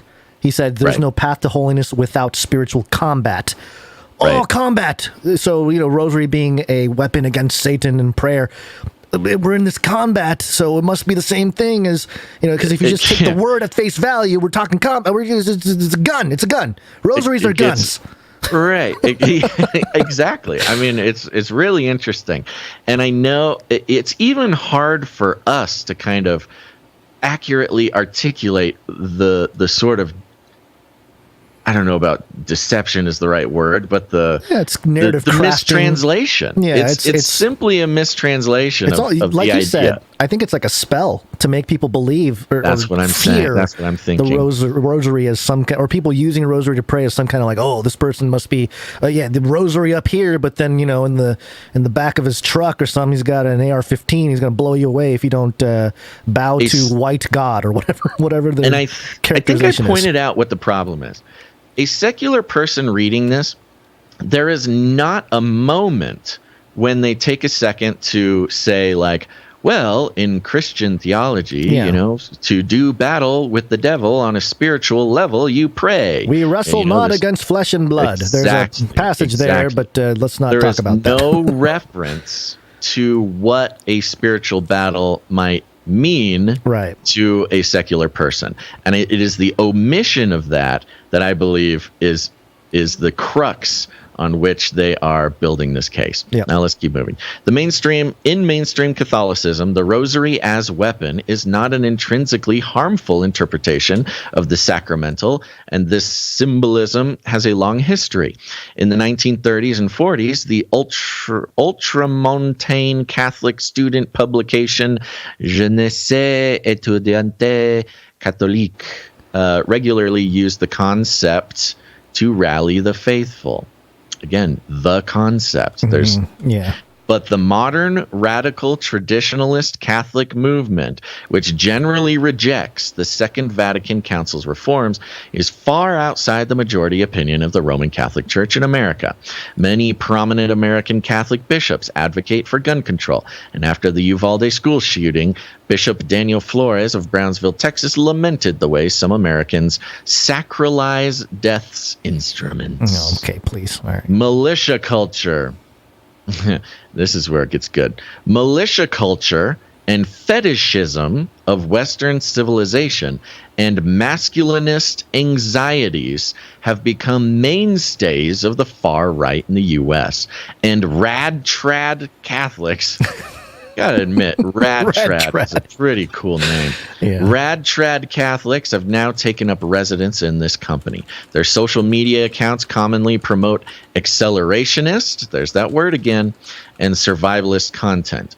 Survivalists being along with combat medical and tactical training, as well as memes depicting balaclava-clad gunmen that draw on the terror wave or war core aesthetic that is popular in far-right circles. Like such networks, radical traditional Catholics sustain their own cottage industry of goods and services that reinforce the radicalization. Listen to this. It's all about money. Yeah. Rosaries are common among the merchandise on offer. Ooh, weapons. Some made of cartridge casings and complete with gunmetal finished crucifixes. What? It's just a cool rosary, man, made of bullets. and gunmetal Jesus. One Catholic online store, which describes itself as, quote, dedicated to offering battle-ready products and manuals to stand firm against the tactics of the devil, a New Testament reference. Sells replicas of the rosaries issued to American soldiers during the First World War. As combat rosaries. Discerning consumers can also buy a concealed carry permit for their combat rosary. Come on. That's cute. That's cute. And a sacramental storage box resembling an ammunition can. I don't see a huge problem with this. I mean, it's just a clever like product. It is a clever product. Some clever Etsy store product. Exactly. It's just kind of like a... You know, if you're into guns and stuff, you can get these fun little things. You can't do anything with this but they're physically. Talking about it as if it is as dangerous as the bullets itself or the armaments itself or whatever. And the very appreciation of like a military aesthetic is equated to being some sort of radical extremist. In 2016, the Pontifical Swiss Guard accepted a donation of combat rosaries during a ceremony at the Vatican. Their commander described the gift as the most powerful weapon that exists on the market. Again, just literally talking about prayer as a weapon, and that is used as like a case for this craziness. The militarism also glorifies a warrior mentality and notions of manliness and male strength. You got the toxic masculinity in here. This conflation of the masculine and the military is rooted in wider anxieties about Catholic manhood. I love the sort of like Freudian analysis of, this is rooted in the anxieties about Catholic manhood. The idea that it is in crisis has some currency among senior church figures and lay organizations. And it gives an example, and I'm going to skip it. Yeah. The Rosary, the Knights of Columbus. That's a they do. Yeah, they mention. Okay. Yeah, okay. You don't have to. You don't have to. Yeah, they just mention like some of the again tying it to sort of world dominating Catholic wars and crusades and things like that. The rosary as a weapon also gives a rad-trad Catholic men both a distinctive signifier within Christian nationalism and a sort of membership pass to the movement. What? Who's in charge of this membership? A rosary is apparently a membership pass to Christian nationalism. As the sociologists Andrew L. Whitehead and Samuel L. Perry note in the Taking America Back for God, Christian Nationalism in the United States, Catholics used to be regarded as enemies by Christian nationalists, and anti-Catholic nativism runs deep in American history. Today, Catholics are a growing contingent of Christian nationalism. Yeah, people forget that. The KKK is, or was, I don't know what their current thing is, but traditionally anti-Catholic. You know, sure, they were anti-black, anti-Jew, anti-everything. They were also anti-Catholic. You don't hear about that much because it's not very useful in sort of mainstream culture. But helping unite these former rivals is a quasi-theological doctrine of what Perry and another sociologist, Philip S. Gorski, have called righteous violence against political enemies regarded as demonic or satanic, be they secularists, progressives, or Jews. Okay, they're just throwing Jews in there. The hostility toward liberalism and secularism inherent in the traditionalist Catholicism is also pronounced within Christian nationalist circles, no longer stigmatized by evangelical nationalists. Yeah, see? Catholic imagery now blends freely with staple alt-right memes that romanticize ancient Rome or idealize the traditional patriarchal family. Oh no! Idealize traditional family values. Yeah, they must be stopped, Basil. They are destroying our country. Haven't you read the papers? All these traditional families. Some doctrinal differences and divisions remain. What an astute observation, Atlantic. That's what I'm saying. That is the funniest part about this. This is obviously written by somebody who literally only has an academic view of this quasi-invented narrative, as is evident by the fact that he quotes several authors and sociologists and not actually, he didn't interview anybody. He didn't talk to anybody. Not using any scripture either, which you could do that. If they had done their homework, they could have easily weaponized some passages to make their points. Right. Many radical traditional Catholic men maintain the hardline position that other forms of Christianity are heretical and hold that Catholics alone adhere to the one true church. Christian nationalism's nativism and its predilection for great replacement theory alienate some radical traditional Catholics who are not white or who are not born in the United States, and deep veins of anti-Catholicism persist among far-right Protestants. Yet, the convergence with the Christian nationalism is cemented in common causes, such as hostility toward abortion rights advocates, and then it kind of just goes into all the stuff, Yeah, they agree about... They hate gays, all the stuff. Exactly, yeah. So, which is funny, because again, from inside any of these actual Christian traditions, like the divides are much more pronounced than, the theological basis for salvation, like the number one thing, is so removed from one another and in some very clear-cut ways, but they both hate gays and they both hate they're coming together. Oh no, the Catholics and the evangelicals have united in their effort to hate gays and transphobics, homophobics. They can get past their sort of eternal battle and their love for guns. They both love guns, right. But the rosaries too. Yeah, and it ends with this. Catholics are taught to love and forgive their enemies, that to do otherwise is a sin. But the extremist understanding of spiritual warfare overrides that command. This would be another great example, a time for them to go into it. Oh, will they try? Let's see.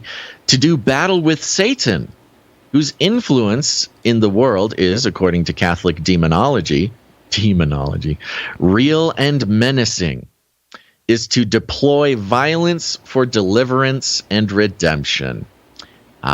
Spiritual warfare, deploying violence for deliverance and redemption. The battle beads culture of spiritual warfare permits radical traditional Catholics literally to demonize their political opponents and regard the use of armed force against them as sanctified. The sacramental rosary isn't just a spiritual weapon, but one that comes with physical ammunition. So scary. It's interesting because up until pretty much this exact point, the mainstream has done a very good job of pinpointing Christian nationalism as an evangelical Protestant movement. Problem. And they are now not even attempting to understand the term spiritual warfare as it is used within the church. At least the Protestant church. I guess I've never actually been to a Catholic mass, so who knows? Maybe they talk about spiritual warfare in this way, but I don't think so. I think I would have heard of it if that's the case. So, anyways, lumping them all together, the threat of Christian nationalism is far and wide, and the group. This is similar to what they did with general wokeism or like racism. You keep widening the goalposts. You make it easier and easier to include someone in the Christian nationalist group. They did that with racism. They did that with transphobia. They did that with, radical right-wing extremists, stuff like that. Yeah. I think Truth Spirit in the chat mentioned what I was going to mention was that the author of this article probably watched too much of the Boondock Saints. Yes. You ever watch the Boondock Saints? Yes. It's a vigilante film of Catholics taking out criminals. I was cruising through Twitter's I think Christian nationalism was it's trending. It was trending today, today, I think, again. Yeah, earlier today, and I clicked into there, and it was, I mean, pretty much just like Boondock Saints memes, upon Boondock Saints meme, especially with the Rosary. The Rosary was included in it. They would show their little rosaries. Got the blood all over. Yeah, the whole deal. So this is interesting predictive programming in hindsight here. So yeah.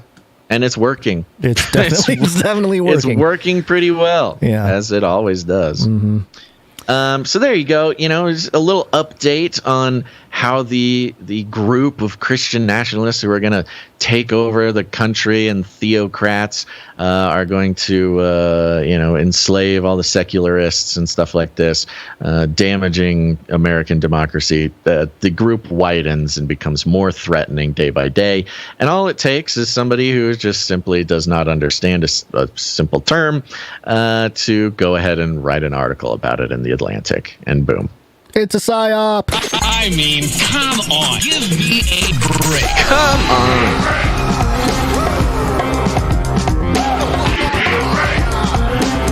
It's time for a break. Time for our second break. We're going to thank some people. This is my break. Yeah, your break. Yeah, we're going to thank some more producers. Yeah. I think we should start doing voicemails first. Okay. Well, that's good because we have no voicemails today, as far as I know. Okay. Well, folks, if you go over to canarycrynewstalk.com, there will be a tab, a green tab that pops up on the side or the bottom. Click on that, and a little button will come up, and you can leave us a message. You are giving us permission to play that message, but it's not guaranteed. And we got a few more people to thank who came in and supported the show financially under the $7.77 cutoff. And we'll thank them now, starting with one of the Streak sisters here. We've got producer Gail M. 158 episodes in a row. 158. Wow.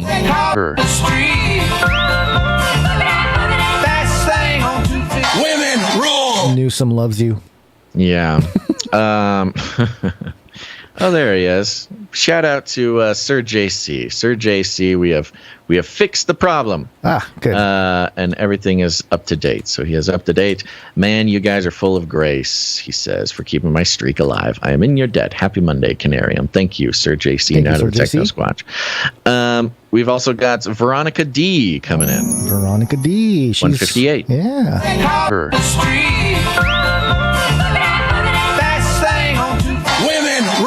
The other Streak sister. Mm-hmm. We've got Sir Casey the Shield Knight, the Streak, 193 episodes in a row.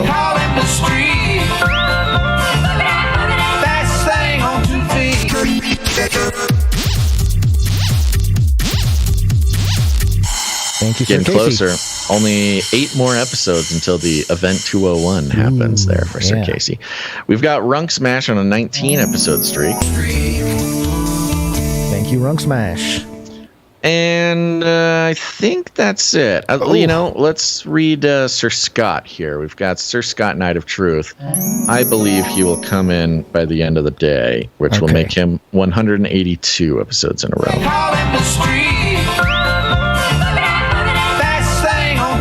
Also a streak setter.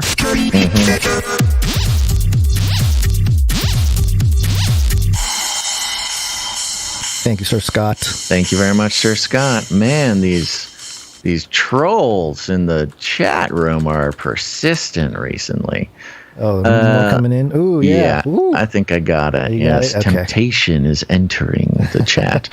I think that's it for this break. I think we're good to just keep going. Yeah, let's keep going. Yeah, people love the short break. Keep it moving, baby. Let's wake up. Yes, it's wake up time. Hey, y'all, wake up. I don't even know what we're talking about next. It was just so much Christian nationalism. My brain is filled with Christian nationalism. I'm just a rosary bullet away from... Just one beat away from taking over the country. Let's talk about climate change. Since the beginning of time, man has yearned to destroy the sun.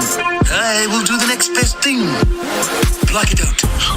Climate change. Climate change. Climate change. Mass extinction.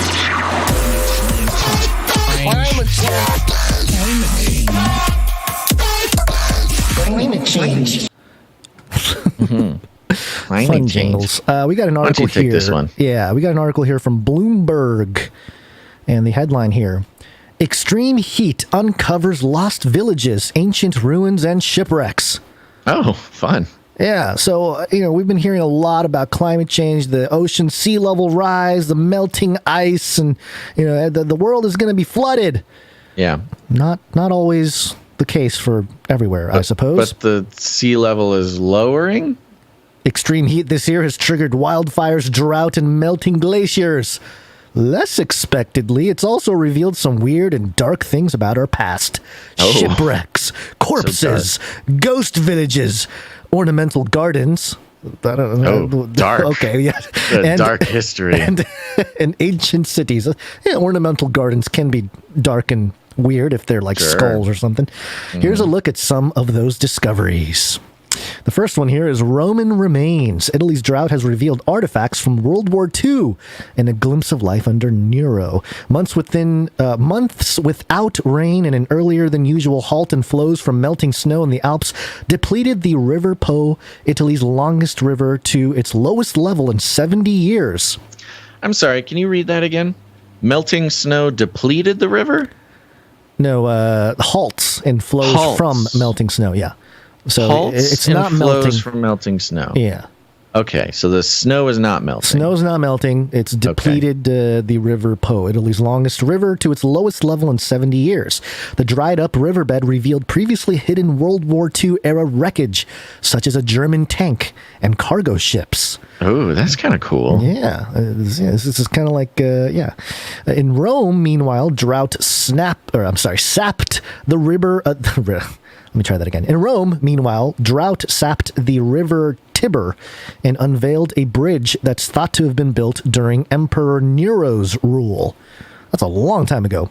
This summer's extremely hot and dry conditions in Italy forced the government to declare a state of emergency in July because all these ancient things are being revealed.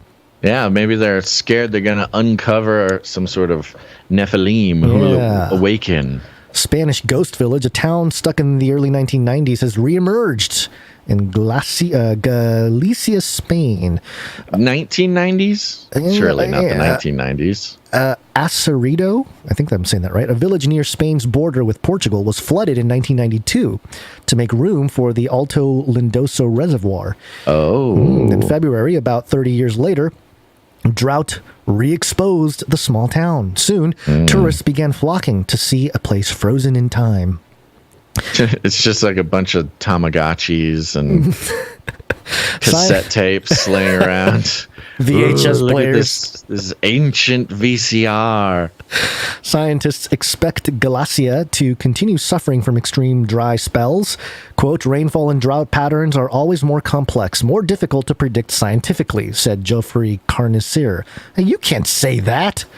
Barcelona-based climate researcher and an author of the Intergovernmental Panel on Climate Change's 6th assessment. Quote, the risk of drought in the next decades in this area will increase.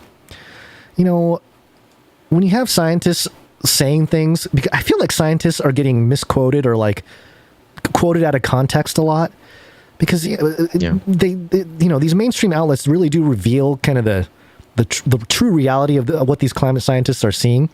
You know, he says right here, rainfall and drought patterns are always more complex, more difficult to predict scientifically. But somehow we're coming up with all kinds of policy based on other predictions about what's happening. Yeah, because you just got to tax them and then you can fix climate change. Yeah. Grim Discoveries Lake Mead unveils a creepy collection of the desert's history. I got some photos here of like a snorkel. Just the goggles of a snorkel. I'll just read it here. Some U.S. reservoirs that shouldn't have brimmed with snowmelt in the spring instead had bathtub rings of dry dirt, including Lake Mead. The lake fell this year to a record low. Lake Mead, the massive reservoir at the iconic Hoover Dam, has shrunk to a fraction of its former self to become a site of ghoulish curiosity. Ghoulish. Visitors have come across everything from sunken boats to dead bodies. Quote, we can find everything from a missing jet ski to more bodies, said Michael Green. It's a lot of bodies, said Michael Green, an associate professor of history at the University of Nevada, Las Vegas. Quote, as the water recedes, we will find more, end quote. The human remains discovered at the site include a body in a barrel, according to the U.S. National Park Service. The cause of death is under investigation. Wasn't there a whole thing I heard about this? Wasn't there a whole...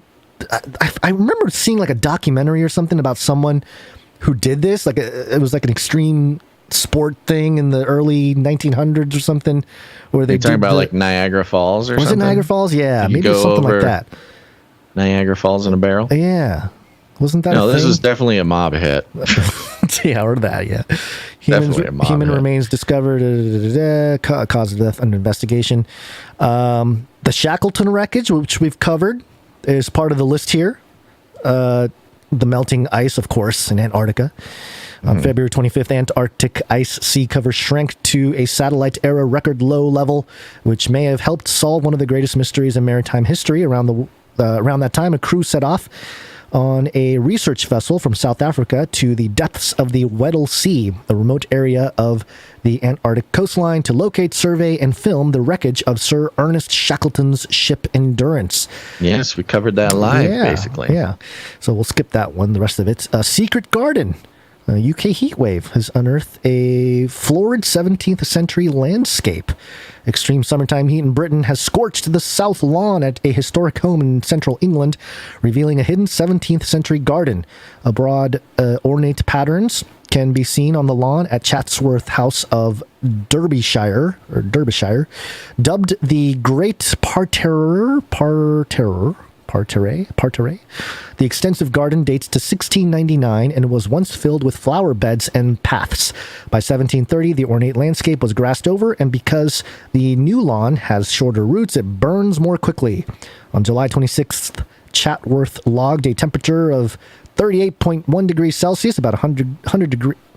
100 degrees. It says 100 degrees Celsius. It's supposed to be Fahrenheit. 38.1 degrees Celsius, then parenthetical 100.6 degrees Celsius. Yeah, I think come they on, meant, guys. yeah, It's come supposed on. to be Fahrenheit. Yeah. Also, 100 Fahrenheit. That's not, I mean, super hot. Maybe not for the this end area. of the world. Yeah, maybe for this area, it's something Yeah, else. sure. Also, Mesopotamian treasure, Bronze Age Empire Urban Center, has reappeared in Iraq. This one's a little bit more interesting, too. From a dried-up area in Iraq's Mosul reservoir this year, the ruins of an extensive ancient city surfaced. A team of Kurdish and German archaeologists rushed to investigate the site of Kemun, an ancient city on the Tigris River that flourished under the Mitanni Empire from 1550 to 1350 BC during the Bronze Age. You know, it brings up an interesting question. All these civilizations that are being uncovered by lack of water. First of all, we covered it before, the sleeping giant glacier in Antarctica and how the melting of the Antarctic glaciers are going to rise sea levels.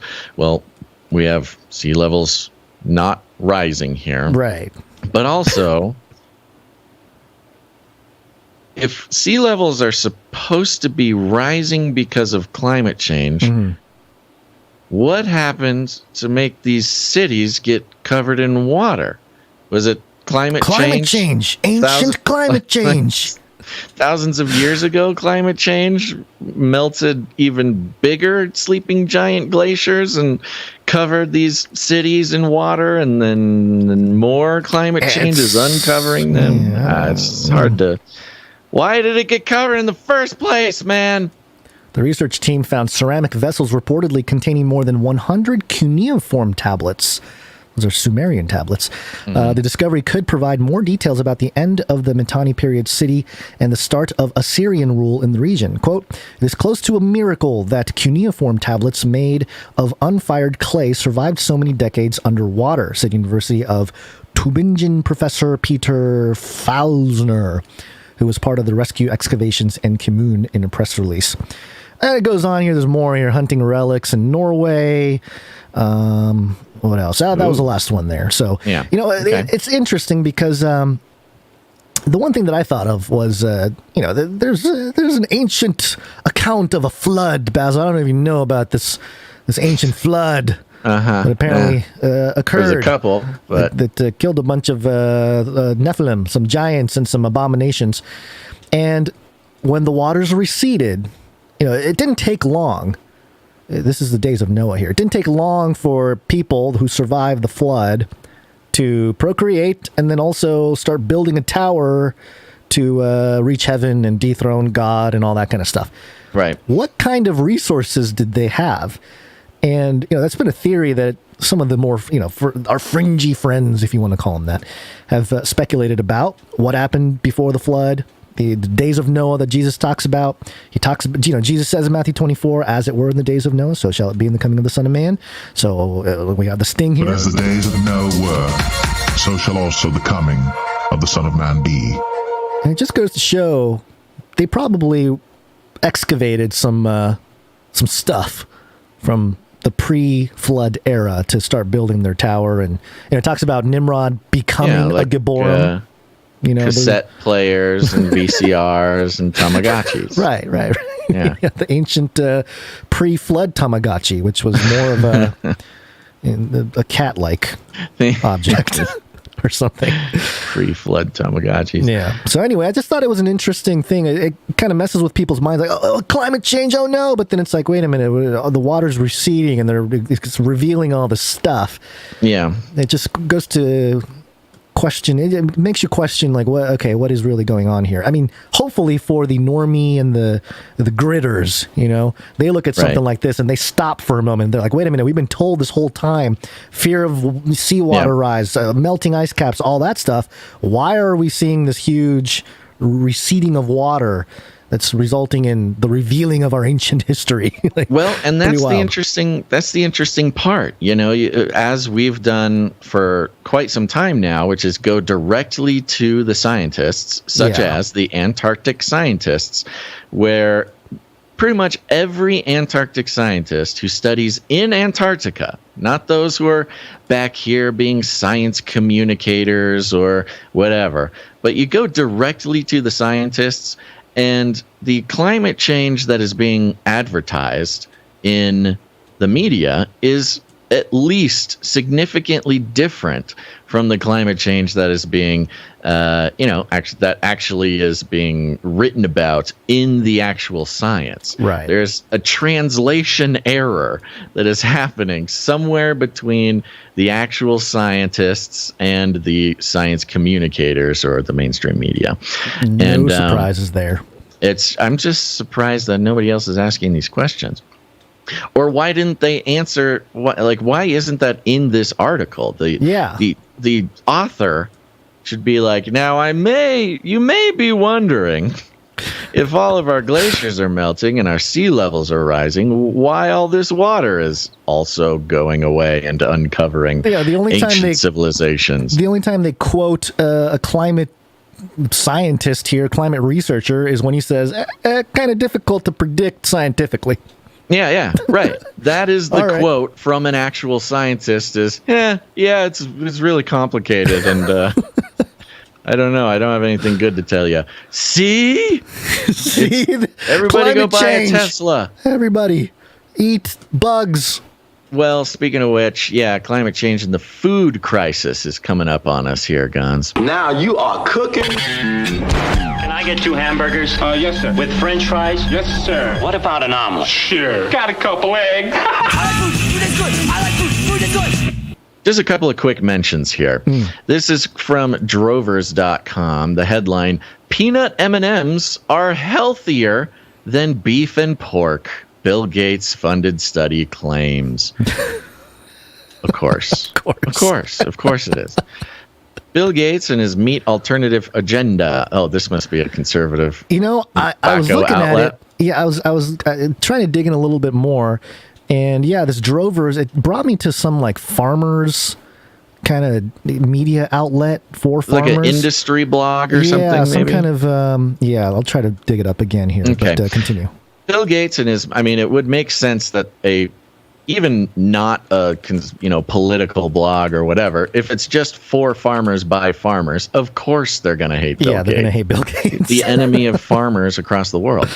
Bill Gates and his meat alternative agenda rise again through his recent funding in a study claiming some candy and cereal are healthier than pork, chicken, and beef. Dr. Dariush Moirfarian, a cardiologist, nutrition researcher, and dean at the Tufts University Friedman School of Nutrition, Science, and Policy, was funded in part by the Bill and Melinda Gates Foundation to conduct research on more than 8,000 different foods and beverages to create a food compass that rates each food on 9 nutritional values and gives each one a score on a scale of 0 to 100. The 9 nutritional values include nutrient ratios, that's unsaturated fat, saturated fat, fiber, carbohydrate, potassium, sodium, vitamins, minerals, food ingredients, additives, processing, specific lipids, fiber and protein, and phytochemicals. According to Maxofarian's scale used in the food compass, food or beverages with the following scores should be consumed accordingly.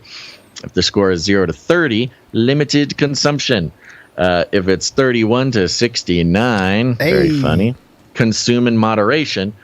And 70 to 100 is highly encouraged. No limitation. No limitations. Wow, eat as much as you want. No limits. Let's see here. I'm going to jump down here. They kind of drag this Mofrian guy a little bit here. In order from best to worst, the following foods and scores, among many others, include cereal, Cocoa Puffs. Cocoa Puffs got a 64. 64! That's almost just eat it all the time. That's almost unlimited edible. Then there's chicken breast, which scored 61, less than Cocoa Puffs. Cocoa Puffs is more healthy than chicken breast. Grilled too. Grilled chicken breast. Come on, that's okay. You know what else is on the list? Cooked opossum. Of course. Possum meat is 57. Potato chips, sour cream and onion flavored, is 56. Squirrel is 56. Squirrel is on the list. Corn chips. Hey, eat a squirrel better than corn chips. Yeah, Fritos is 55, so eat a squirrel. Put the Fritos down. Chicken breast rotisserie skin on, 48. Wow.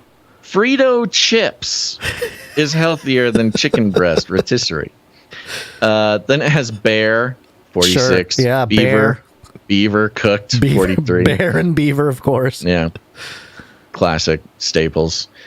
Chicken wing is 38. They really just go after the chicken in parts, huh? They're not doing bare leg or bare brain. They're not compartmentalizing there, but why compartmentalize the chicken? Good point. Now here's the good stuff. M&M's peanut chocolate candies is 35. M&M's beef roasted lean only 29. M&M's is healthier than lean roasted beef. Now Reese's peanut butter cups got 28. So, but ground beef got 26. Reese's peanut butter cups and M&M's is healthier than. Is this ground beef used at McDonald's or that is a what good quality question. Ground beef are we talking? That is a good question. That is unspecified. Pork bacon smoked or cured is 24. Pumpkin pie is 23. Chocolate milk is 23. Pork roasted, cured, cooked lean and fat, 21. Pork and beef sausage. Pork sausage. It says pork and beef sausage. Really go after pork at the end of this list here. Is rated 1. It is the lowest possible score without getting a 0, which is, by the way, just to remind you, sausage is, 64 times more unhealthy than Cocoa Puffs. So this is a wonderful standard by which the future of our nutrition is being rated. I think they are the Bill Gates. They hate Germans. They do hate Germans. Yeah, I think that's the big thing here. The Germans and their sausage. Yeah, of course. Big part of their culture there. So Cocoa Puffs. Eat Cocoa Puffs to stay healthy. Cocoa Puffs. This is unreal, man. This is. I'm glad that possum is on there. Yeah, just the animals. Now, yes. Yes, did you have a comment? Yeah, I was just going to, the About section of the Drovers website takes you to the farmjournal.com, and it says here, Farm Journal delivers the most widely used, trusted, and relevant business information throughout American agriculture. Okay. So, yeah, it's an industry thing. Industry outlet. Yeah, of course they don't like Bill Gates. Yeah. Especially when they're saying eating Cocoa Puffs is healthier than chicken, beef, or pork. Now, here's a real fun one. You know what wasn't on that list, Gons? What? Vice.com reporting, rejoice! People in the UK can finally eat insects again. Oh, finally. Rejoice! Hallelujah! Rejoice. Hallelujah! No the longer do we insects. have to eat this unhealthy pork and beef and chicken. We can eat insects and Cocoa Puffs, and we can save the world. Lesser mealworms and house crickets are back on the menu in the UK, several years after an accidental consequence of the country leaving the European Union meant British companies were no longer allowed to sell them. Look what Brexit did to the bug-eating industry. Oh, the these insect poor industry. British people couldn't eat mealworms because of Brexit. Oh, man. United Nations says that the market for edible insects could be worth $6.3 billion by 2030. That is not very much. 2030. Yeah, 2030 is there. Yeah, I mean, that is the plan, isn't it? That's the plan, yeah. And 2 billion people already eat them around the globe as part of their diet. A growing British industry was ready to help feed the nation. That was until Brexit. And the UK government said that edible bugs no longer had any laws regulating their consumption. Members of the UK's edible insect industry have now been vindicated. Vindicated! After the government admitted it shouldn't have told them to stop selling bugs post-Brexit. But of course, this only happens after the fact, yeah. Bojo leaves. Yeah, of course. Notice. But companies are also worried that new guidance will still prevent them from innovating. Oh, no. Oh, no.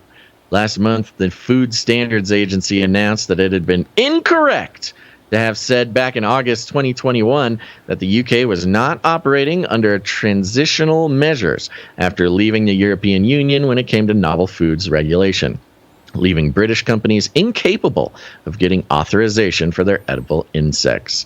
Then it goes into just details. Some history, but, I mean, yeah. Come on, the whole thing. You can eat bugs again. Congratulations, UK.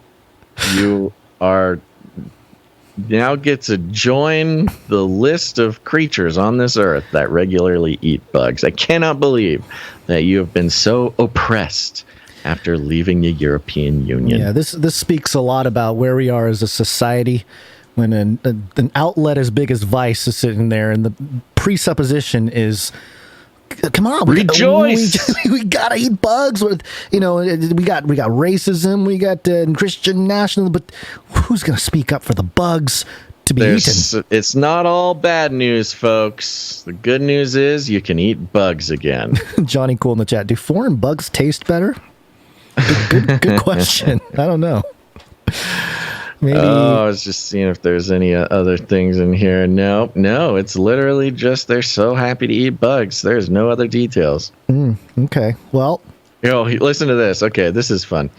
Quote, our potential to be a European leader has taken a knocking, but I think we're the ones who are the most innovative, Rousseau said. Quote, we've got quite a open to new experiences and food compared to lots of traditional countries in Europe. You cut out We've a little got bit a great there. market. You cut out at the go beginning again. of that. It's worth going again. Okay. This is a quote. Listen to the pride here. We've got quite a cosmopolitan market, and people are open to new experiences and food compared to lots of traditional countries in Europe. We've got a great market for this kind of thing. We're so open-minded and cosmopolitan. It's not a good sign for being called cosmopolitan, meaning that you're so susceptible to marketing that you'll eat bugs because you're such a high-minded cosmopolitan Brit. Wow, That's great. Even the paragraph before is interesting. Insurance. Oh, they just talk about all the different. Well, insurance difficulties and expensive dossiers aside, the green light from the Food Standard Agency now means that 6 insect species are back on the table in the UK because they're included in the EU transition agreement. Lesser mealworm, house crickets, yellow mealworm, banded or decorated cricket, migratory locust, and black soldier fly. Racists. They're eating black soldiers. Black soldier. Whoa. All right. Well, there you go, folks. Rejoice! Because it's coming to the UK and it's coming to your home next, folks. Yay. And with that, we should rejoice to check out some of our producer artwork. This is break. Don't just consume the content, but become the content. Become the content. Take a break. All right, this is our break where we thank our talented producers. We call upon our listeners to step up and become producers of the show by contributing with their God-given talent. With your God-given talent, don't just consume the content. Actually provide value back by building the culture behind the content. Yes. Provide value back by building the culture behind the community here at Canary Cry News Talk. All we ask is that whatever you make is for the show. And we're going to kick it off with a good amount of audio production here. Audio production.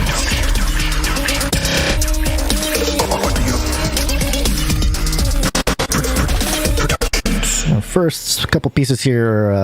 Actually, that's one piece. Comes from Psalm 40. Just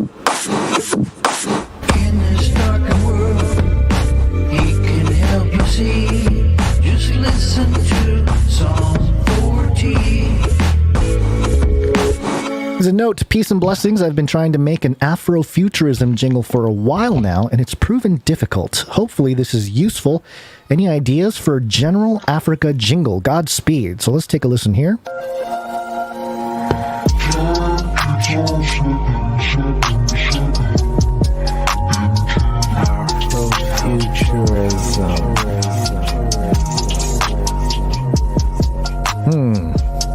That's fun.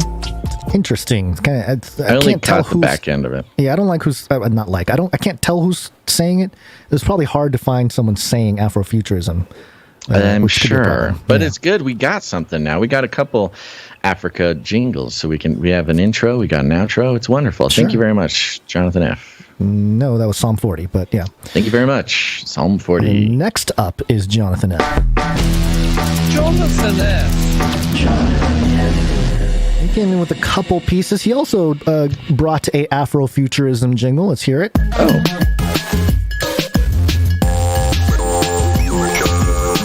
Yes, he went with the robot because that's the one I was thinking of. Yeah. Yes. Okay. So we got two here. We got the Jonathan F version and the Psalm 40 version. So we love it. Got something at least. So thank you very much, Jonathan F. He also gave us the Democrats IRS heart attack serum. Democrats going to hire 87,000 new IRS agents and it's going to arm, as in guns. You know, Democrats are always upset about guns. The Coca-Cola employees aren't going house to house and wrestling up. Democrats, their heart attack serum that they make everybody drink. You got deep faked. Yeah, I got deep faked. Yeah, I got auto-tuned. Thank you very much, Jonathan F. Thank you, Jonathan F. The Coca-Cola, the Democrats heart attack serum. Democrats IRS heart attack serum. Yeah, very good. Next up, we have Caleb, who came in with a few pieces here. His first note here, a couple potential Christian nationalism jingles. The first was inspired by Marjorie Taylor Greene, which I think we played earlier here. Let's see, which one is this one? I'm trying to. Oh, here it is. So you see, I also call myself a Christian nationalist, and that's not a bad word. Wash your mouth out with soap. Your dirty mouth needs a bath. Take that, Twitch. Yeah, Marjorie Taylor Greene is showing up on all those Instagram accounts that I was talking about before. Yeah, targeted for sure. I'm getting targeted advertisements for what? Do you know what state she's in? I forget. South Carolina, something like that. I'm getting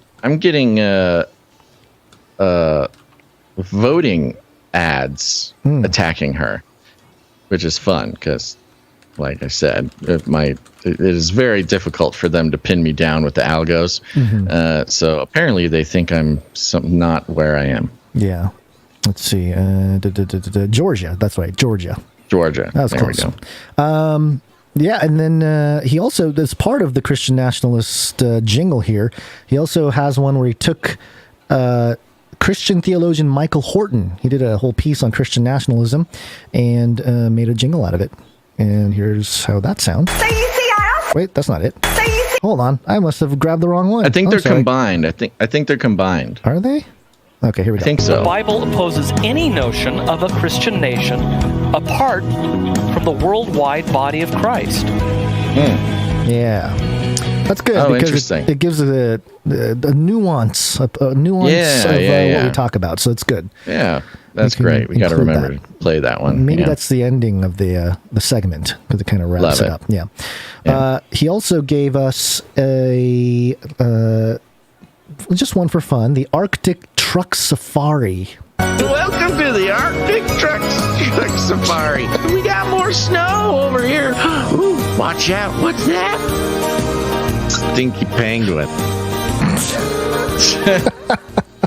That is fun. Stinky penguin. Stinky penguins.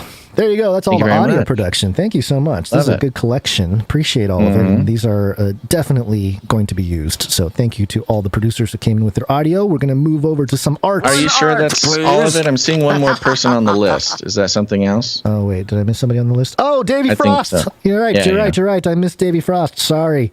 There's a lot of them here. Davy Frost gave us a note. Hello, gentlemen. This is an old song I made back from the days as an EDM DJ producer circa early 2000s. We don't usually do stuff like that. I added some vocals and voila. It's still lacking, but I can't quite put my finger on it. I'd rather share it than let it sit and never be heard. Enjoy.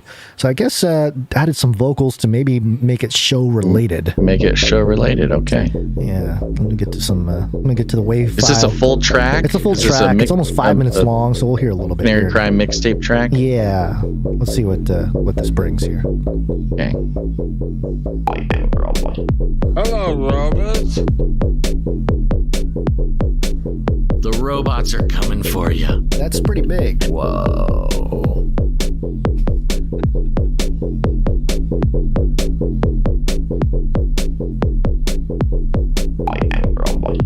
Hello, robots.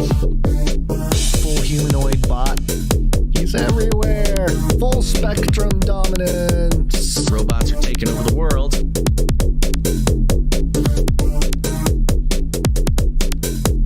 Love it. All right. We'll play the whole thing at the Canary Crime. Yeah, we'll play the whole thing at the Canary Crime mixtape at the end of the show, and it may even show up on a Canary Crime mixtape volume later on. Yep. Thank you, Davy Frost. Thank you, Davy Frost. All right, moving on to the art here. One art, please. Let me kick it off with Dame Allie of the Skillet Nation. One art, please. Another one from Allie now. Here it is. And I forgot to put some of the information here. I got this one. Yeah, go ahead. This is the Diary of Jane. Yes. J-I-N. Anshu Jain. Yeah. The former co-chief executive of Deutsche Bank died on Saturday in the UK after battling a form of stomach cancer. He was 59 years old.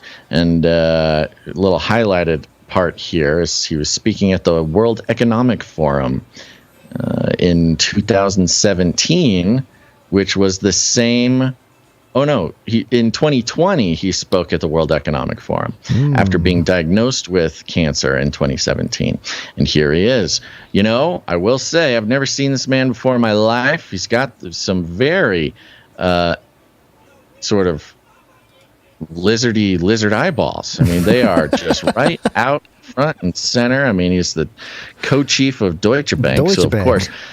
Now, Deutsche Bank was one of the banks that Trump was getting in trouble for doing dealings with. Yeah. So I wonder how that affects that. Handsome fella, definitely looks like a co-chief of Deutsche Bank. Just lizardly and evil. A lizardly finance bro looking fella. he looks quite young in this drawing, but you know what? When you have such direct access to the lizard healthcare system, the baby blood. You look good, but he got taken out. 59 years old. That is too young. That is very young. Yeah. Well, Yeah. What did he say to upset the lizard overlords? What did he do? I'll Well, thank you very expose all much. of you. You have Damn, cancer Allie. now. Excellently rendered, by the way. Fantastically done. Getting closer and closer to just ultimate photorealism when it comes to her portraitures here. Yeah, fantastic. Good job, Dame Allie. Keep it up. We got one here from Sir Dove, Knight of Respeltia. One art piece from Dove. And the note, peace. For this week's Bible artwork, I did an illustration from Romans 8:22. For we know that the whole creation groans together and travails together until now. Hope you guys like it. Keep doing what you do, and I'll keep praying for yins. Yep, and it's a photo of a log, kind of the end of a log here, of a fallen tree or a cut down tree, felled tree. And whoever was doing the chainsaw work here chainsawed a little sad face into the tree there, and written around the tree is "Creation has been groaning together." Yes, this tree is definitely groaning. Thank you very much, Sir Dove. Yeah, thank you, Dove. And yeah, it's sad tree. Sad tree. Groaning tree. That is it for the artwork. We appreciate all the artists. Indeed. Continue to do the art. And we're going to go into some microfiction here. Microfiction. Microfiction. The first one comes from The Runk Smash.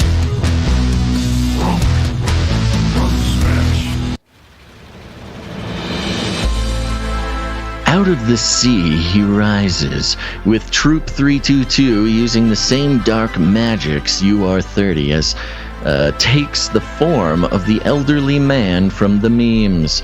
The only man, he assumes, with laser eyes like his own. But he is met by a bang from the rifle of a man who vanishes.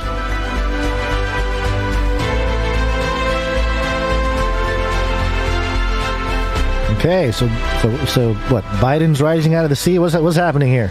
UR30, which I don't know if we ever figured out what UR30 is. I think it's either a robot or a AI that takes the form of others. Took the form of Biden because the form of the Biden memes meme. with his laser eyes. Right. Yes. I don't know who the rifle vanishing man is, though. So the mystery continues. Mystery abounds. Yes. Thank you very much, Runk Smash. Thank you, Runk Smash. We also have the continuing ongoing series from the Sentinel here. Whoosh!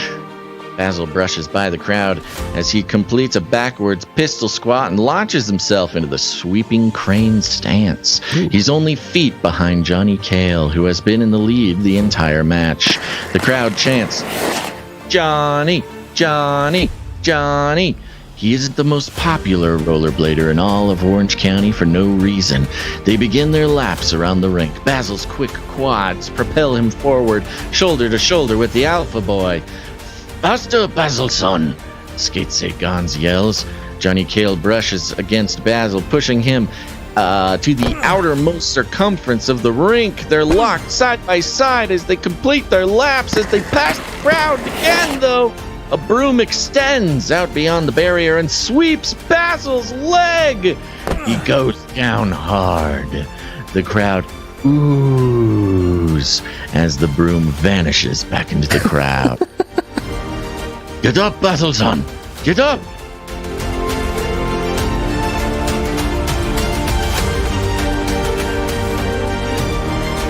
Yeah, there's dirty tricks. Yeah, there's Skate Sagons. Skate Sagons is there, offering at least moral support. Maybe it was Skate Sagons who planted. I was gonna say maybe there's a lesson being taught here with the dirty broom trick. Thank you very much, the Sentinel. and all of our artists. Yes. And if you, dear listener, are a creative person, whether it's visual arts or literature or music or whatever you do, create something for the show and send it on in to canarycryradio@gmail.com. We'd love to feature it on the show. Very important role these artists have in the Canarium. Yes, it's wake-up time. Hey, yo, wake up. Nephilim update. Nephilim update. Nephilim update. We have a Nephilim update in interesting ways. I think we've covered parts of this story before, but there was a new article on it, so we'll get through it here. And it's from Times Now. It was mirrored by MSN. And the headline, Ancient Child Thought to be only known individual whose parents were two different species. Okay. An ancient child from Siberia is believed to be the only known individual, I think it's known, individual whose parents were from two different species. Okay, so wait a minute. I thought that you can't have crossbreeding between species, but okay, let's just continue reading here. The deduction was made possible by the 2010 unearthing of tiny fragments of bone and teeth fragments remains of a Denisovan who lived in lower and middle Paleolithic ages. While we know much about the Neanderthals, not much information is available to the public about Denisovans, except for when we reported on it, and there was a bunch of reports on it at one point. In a first, scientists... Oh, this is the part I wanted to point out. So in this article, there's a link to, another article that, just planting articles in there. And I thought it was part of the article, which confused me. But it was a hyperlink. This whole sentence is a hyperlink, not part of the article, but makes it kind of look like part of the article. In a first, scientists create synthetic embryos in lab without sperm or eggs. The remains were unearthed from the Denisovan. And I was like, whoa. I thought we reported on this thing a week or so ago. But the synthetic embryos and Denisovan DNA, what is happening? But I think this is just a clever planting of other stories that make it look like it's part of the story, but it's not. So yes, the remains were unearthed from a Denisovan cave in the Altai Mountains of Siberia more than a decade ago, but it was only recently that scientists were able to use the fossil piece to arrive at some answers. For more than 10 years, little research was done on the remains due to technological limitations, but that changed with the commencement of a new project called Finder. Like the Finder on my Mac here, my little folder finder, which aimed to shed light... Find My Ancestor app. Which aimed to shed light on the relationship between Neanderthals, Homo sapiens, and the Denisovans. The Denisovans, or Denisova hominins, are an extinct species or subspecies of archaic humans that ranged across Asia during the lower and middle Paleolithic. They are only known from a few physical remains and DNA evidence. Fossil fingerprinting and identification of new Denisovan remains from Pleistocene Asia is what Finder stands for. The team began studying the fragments discovered in 2010 and were soon able to conclude that nearly all the bones had been chewed by animals, rendering them unidentifiable. Oh, no. That's not good. They were eaten by the Nephilim. Project leader Katrina Dauka of the Max Planck Institute... It's got a lot of if you go into the UFO stuff and the alien abduction stuff, there's always mention of the Max Planck Institute of this nefarious organization. In Jena, along with Tom Higham, deputy director of Oxford University's Radiocarbon Accelerator Unit and an advisor to Finder, worked with a new tech called zooarchaeology by mass spectrometry, which helped them arrive at the fact. It's a fact that every human mammal group has or have had a distinct form of collagen. Okay. When the research proceeded further, the scientists came to know that one of the thousands of bones studied was from a human species. Further analysis at the Max Planck Institute for Evolutionary Anthropology in Leipzig revealed the bone belonged to a person aged 13 or older at the time of death. The team from Max Planck Institute eventually found... How many times do they have to say Max Planck Institute? That must be some kind of SEO thing. Yeah, I think so. Eventually found that half of the sample contained Neanderthal DNA. Oh, and my the other gosh. half, Denisovan DNA, making the individual the only known being whose parents were from 2 different species. That's not true. That's a mule. A mule is part horse, part donkey. Hush. That's 2 different species. Hush. What about a zebra or whatever it's called? A liger. A liger. Yeah. After authentication of their groundbreaking find, the scientists came to know that the remains from Siberia were of a hybrid daughter of a Neanderthal mother and a Denisovan father. They nicknamed her Denny. The team's research was published in the journal Nature. It's published, so it must be true. Yeah. So, this is one of those things that, science and the labs and everything, they try to come up with a narrative or bolster their narratives about our ancient past. And it's fascinating to me that there is a biblical account of the B'nai Elohim, it's translated sons of God, who saw the daughters of men, the daughters of Adam, and apparently mated with them, took them as wives, and then they had children, and they were called the Nephilim, and, made God pretty angry, because God said, each after their own kind during creation. It's all over the first couple chapters of Genesis. But then obviously we had the fall, but then even after that, in Genesis 6, we have this account that led to the flood, some kind of abomination genetically, perhaps.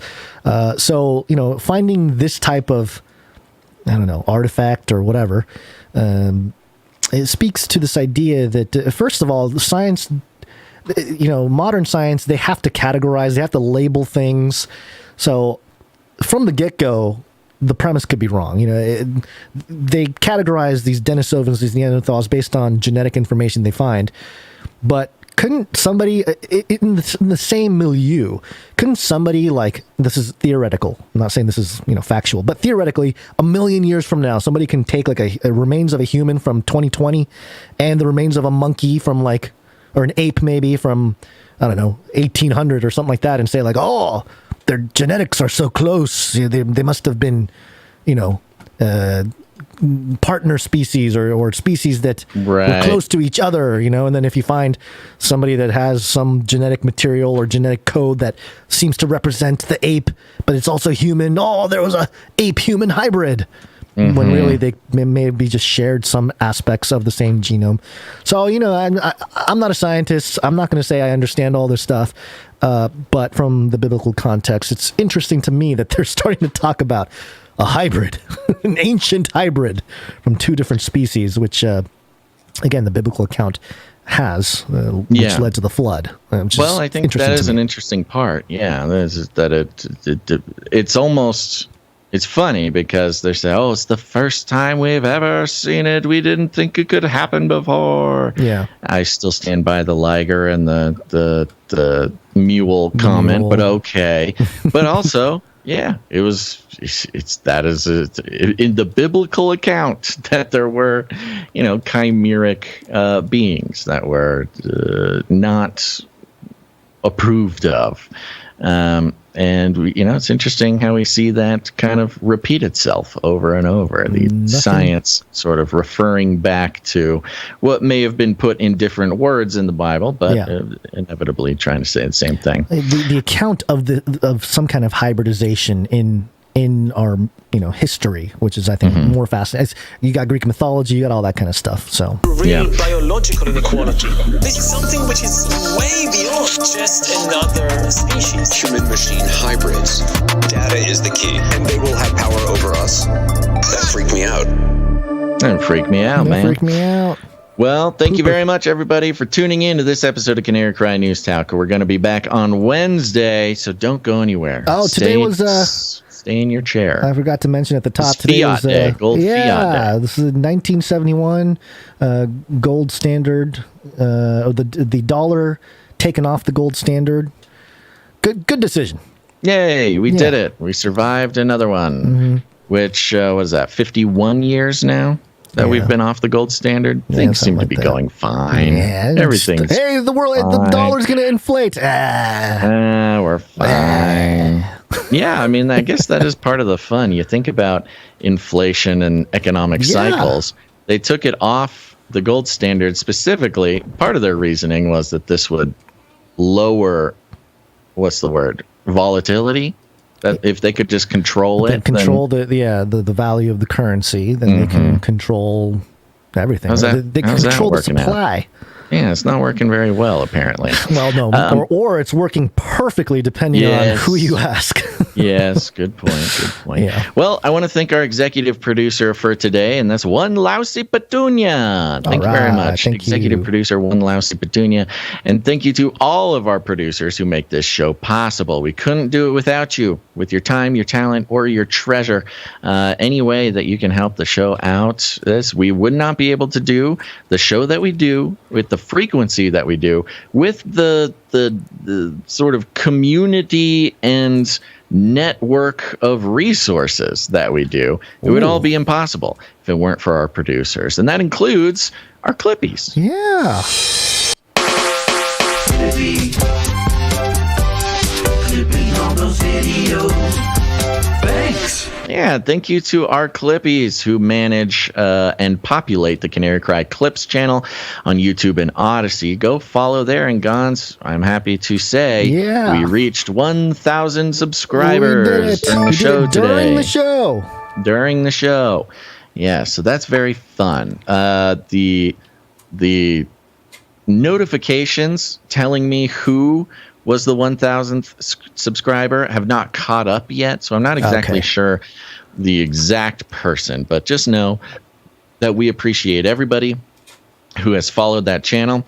Again, we recommend everybody go subscribe to the Canary Cry Clips channel on YouTube or Odyssey, because it's just a great resource, and you get this show, but instead of the 4 hours or whatever, 3 hours, it's clipped out to small, shareable, careable, bite-sized pieces that you can review information, share information, and if it wasn't for our Clippies, we could not do it. So thank you to producer Emsworth and producer Faye Liverin for doing the good work over there. Yep, thank you very much. Next up, we've got the timestampers. Timestamp, it's hard work. That's right. The timestamps are so important to so many things that we do. And we couldn't do those things if it weren't for the timestampers. Do we know who did the timestamps for last episode? Friday's episode. I think it was Jade Bouncerson. Okay. I'm going to have to look, because Jade Bouncerson's been working hard here. She has been. Yeah. She's Christine done C looks like she got in there, but I think Jade Bouncerson did a little bit. Yeah, it looks like mostly Christine C actually. Okay, wonderful. Christine C must be back in the saddle. We're glad to hear that, Christine C. Thank you very much. And whoever else helped, of course. Thank you to our social media gal. That's Dame Miss G of the OV and Deep Rivers for making sure our art gets up on the social media platforms there. And, of course, remember to go to canarycrymeetups.com. Canary Cry Meetup. Coming up this month, we got the Knoxville, Tennessee meetup on the 24th. We've got the Houston, Galveston, Texas, the Ozark, Branson, Missouri, and the Garland, Texas meetups, all going on the 27th and the 28th. And then next month, we've got Bend, Oregon. We've got Mountain View, Arizona. We've got Bald Eagle State Forest in October.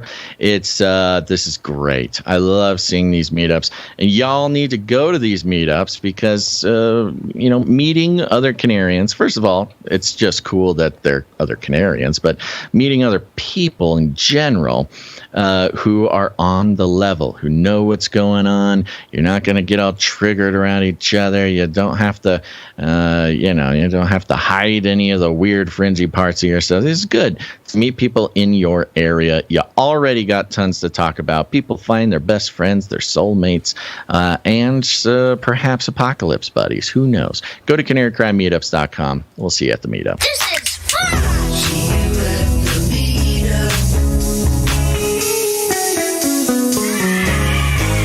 And, of course, if there's not a meetup near you, put one on yourself. It's easy. Just pick a time, pick a place, and let us know about it, and we'll tell the world. It's starting to ramp up, baby. I love it. Go leave us ratings and reviews. I've decided I will give updates throughout the week. We'll see if this helps. We have gotten 1 rating and review since last Friday, which is a good start.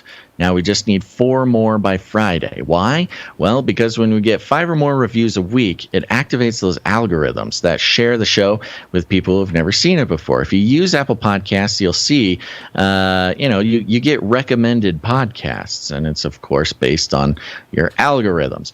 And for people who have never seen or heard of this show before, when we get ratings and reviews, it recommends the show to them. And a lot of people find the show that way. Believe it or not. Believe it or not. And so if you haven't done so yet, especially you Apple Podcast users, please leave a rating and a review on Apple Podcasts. It helps us out so much. And we can't do anything to help ourselves in this regard except for encourage you in spirit and in truth. Please go to Apple Podcasts, leave us a rating and a review. And if we get 5 or more by Friday, I'll go ooh woo, baby.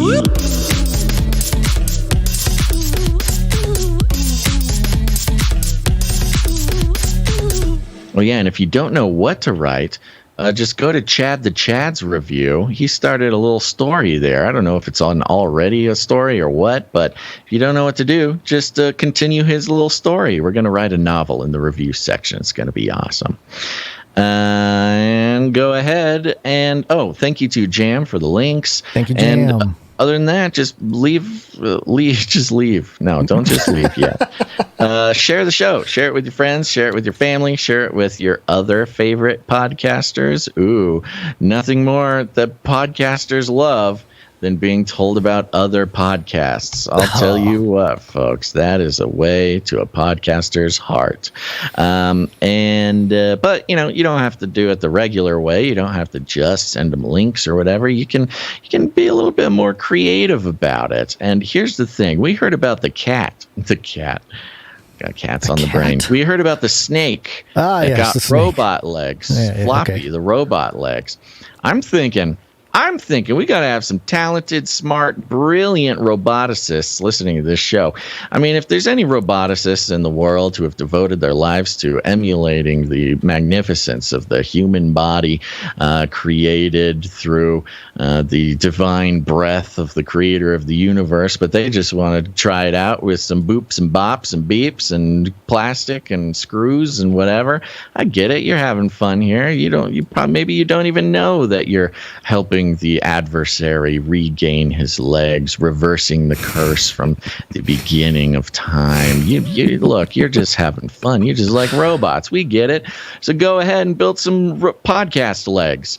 Think of all the podcasts out there that don't have the ability to mobilize themselves. What if this podcast had a set of robotic legs? Then it wouldn't need ratings and reviews to share itself with people on Apple Podcasts. It could just wake up in the morning, hop into its little mech suit, and this little podcast go marching down the street. Oh, dude, look how cute he is, just bopping around, singing a little song, listening to all the truth about the mainstream legacy media and how their narratives are being crafted, not for our own benefit, but for the profit motive of corporations and the lizard people who run them. So go on there, kids. Go to robot school. Learn how to make whatever abomination you want, and build a pair of robot legs for podcasts. I'll tell you what, a lot of people trying to innovate in the podcast space, the technology that delivers it straight to our pockets, lots of different things coming down the pike with Web 3.0 and et cetera, but what nobody's working on is robot legs for podcasts. Just think, now you can take your podcast for a walk. Now you can take your podcast, teach it how to skateboard. Can you think about that? A little cute little podcast, skateboarding around. I think mobile podcasting, and I don't mean that by like, we're podcasting in a bus, but actually in some kind of mech situation or robot situation, that'll be a thing. Like movement. So casting. Prosthesis, which is that robot racing company. That was the original reason I got back on Twitter, was to try to get them to let me drive their robot. Yes. They're trying to make a robot racing league. They just got covered in Reuters. Oh. Yes, so they're gaining some headway there. Took 3 years to get into Reuters, huh? I have yet to convince them to let me drive one of their robots or represent the United States in their robot racing league, but I'm working on it, and maybe being the inspiration for a pair of robot legs for podcasts would get me there. And we got to convince them to let me do a live podcast while I drive their big mech suit robot thing. Yeah. I mean, hello. How is that not a thing already? Okay, folks. You don't have to do it that way. You can share the show however you want. But here's a tip. We like to call it rattling cages. And all you got to do is walk right up to him, grab him by the cage, and then you shake it. The end of the world occurred pretty much as we had predicted. I want to shake things up, stir up some controversy, rattle a few cages. Hey, stop that! You'll never silence me. I'm the last angry man, a crusader for the little guy. Leave the bird alone. Never. Rattle a few cages. Rattle a few cages. The human race will have every opportunity to improve. And if they don't? Ask Noah. That's right. Just ask Noah. All right, Gons, any last words? We will see you Wednesday, Black Cat Appreciation Day. I do believe. Okay, there you go. I have no idea. Black cats ready. Little boots, little mittens, yeah. Some little kitten mittens. All right, everybody. Thanks for tuning in to this episode of Canary Cry News Talk. Make sure to tune in next time. But until then, think outside the cage. Do not come back, you Nazi psychopaths. We're all gonna die.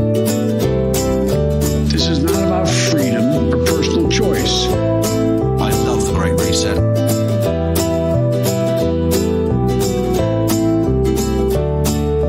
Climate change, vaccines. Climate change, vaccines. He's a Satanist.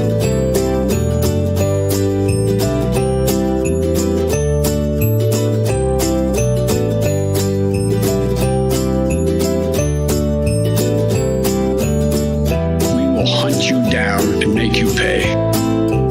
It will kill. Feed him more.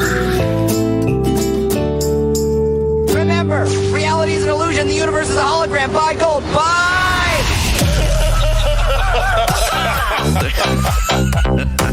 And a resounding paka flies through the air across the world.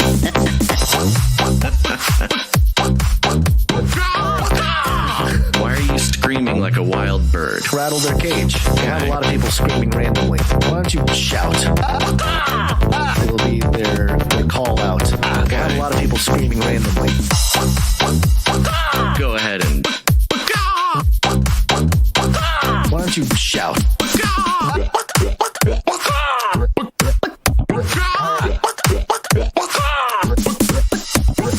Why are you screaming like a wild bird? Propaganda rooster.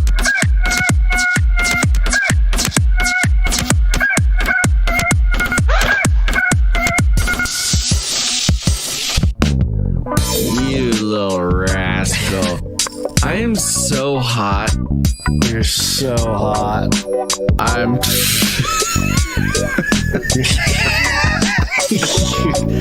Gons.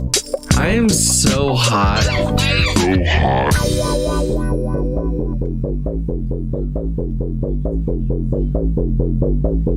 This is the United States of America, for God's sake. Give me a break. Hello, robots.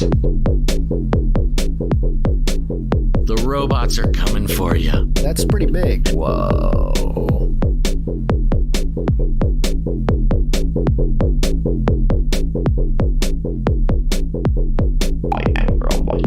Hello, robots. Full humanoid bot. He's everywhere. Full spectrum dominance. Robots are taking over the world.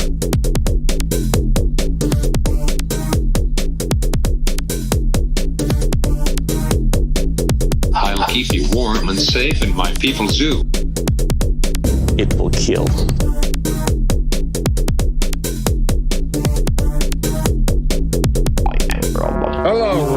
robots. He's everywhere. Full spectrum dominance. Robots are taking over the world.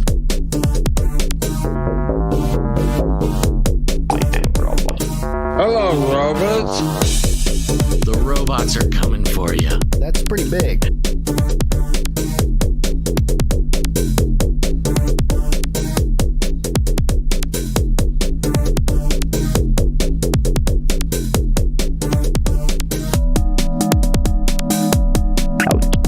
Full humanoid bot.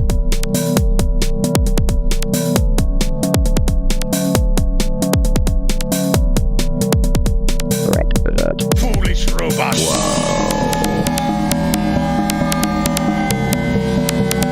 I love the Great Reset. I've ordered more pills than anyone in the world. Robots are coming for you. That's pretty big. I'm for the robots. Screw your freedom. I'm for the robots. Armageddon's on the way. I'm for the robots. Screw your freedom. I love the Great Reset. Hello, robots.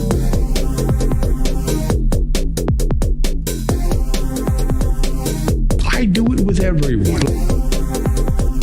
I do kiss people on the forehead. Foolish robot. Full humanoid bot. Whoa.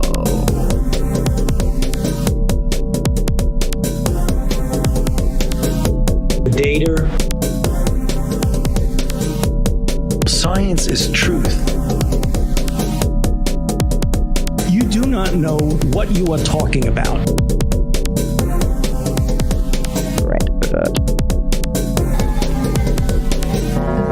Foolish robot. The robots are coming for you. That's pretty big. It will kill.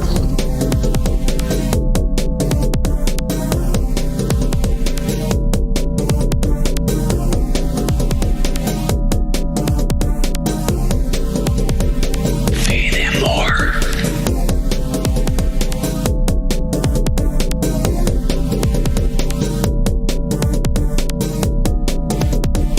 The robots are coming for you. That's pretty big.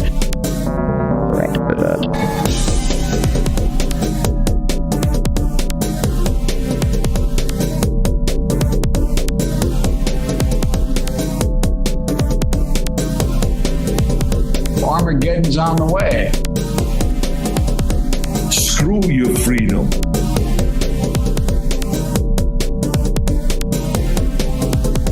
I'll keep you warm and safe in my people's zoo. This is not about freedom or personal choice. Give me a break. He's everywhere. Full spectrum dominance. Robots are taking over the world.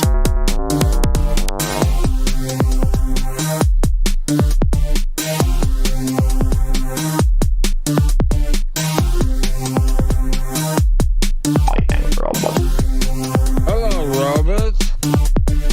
So you see, I also call myself a Christian nationalist. And that's not a bad word. Wash your mouth out with soap. Your dirty mouth needs a bath. The Bible opposes any notion of a Christian nation apart from the worldwide body of Christ.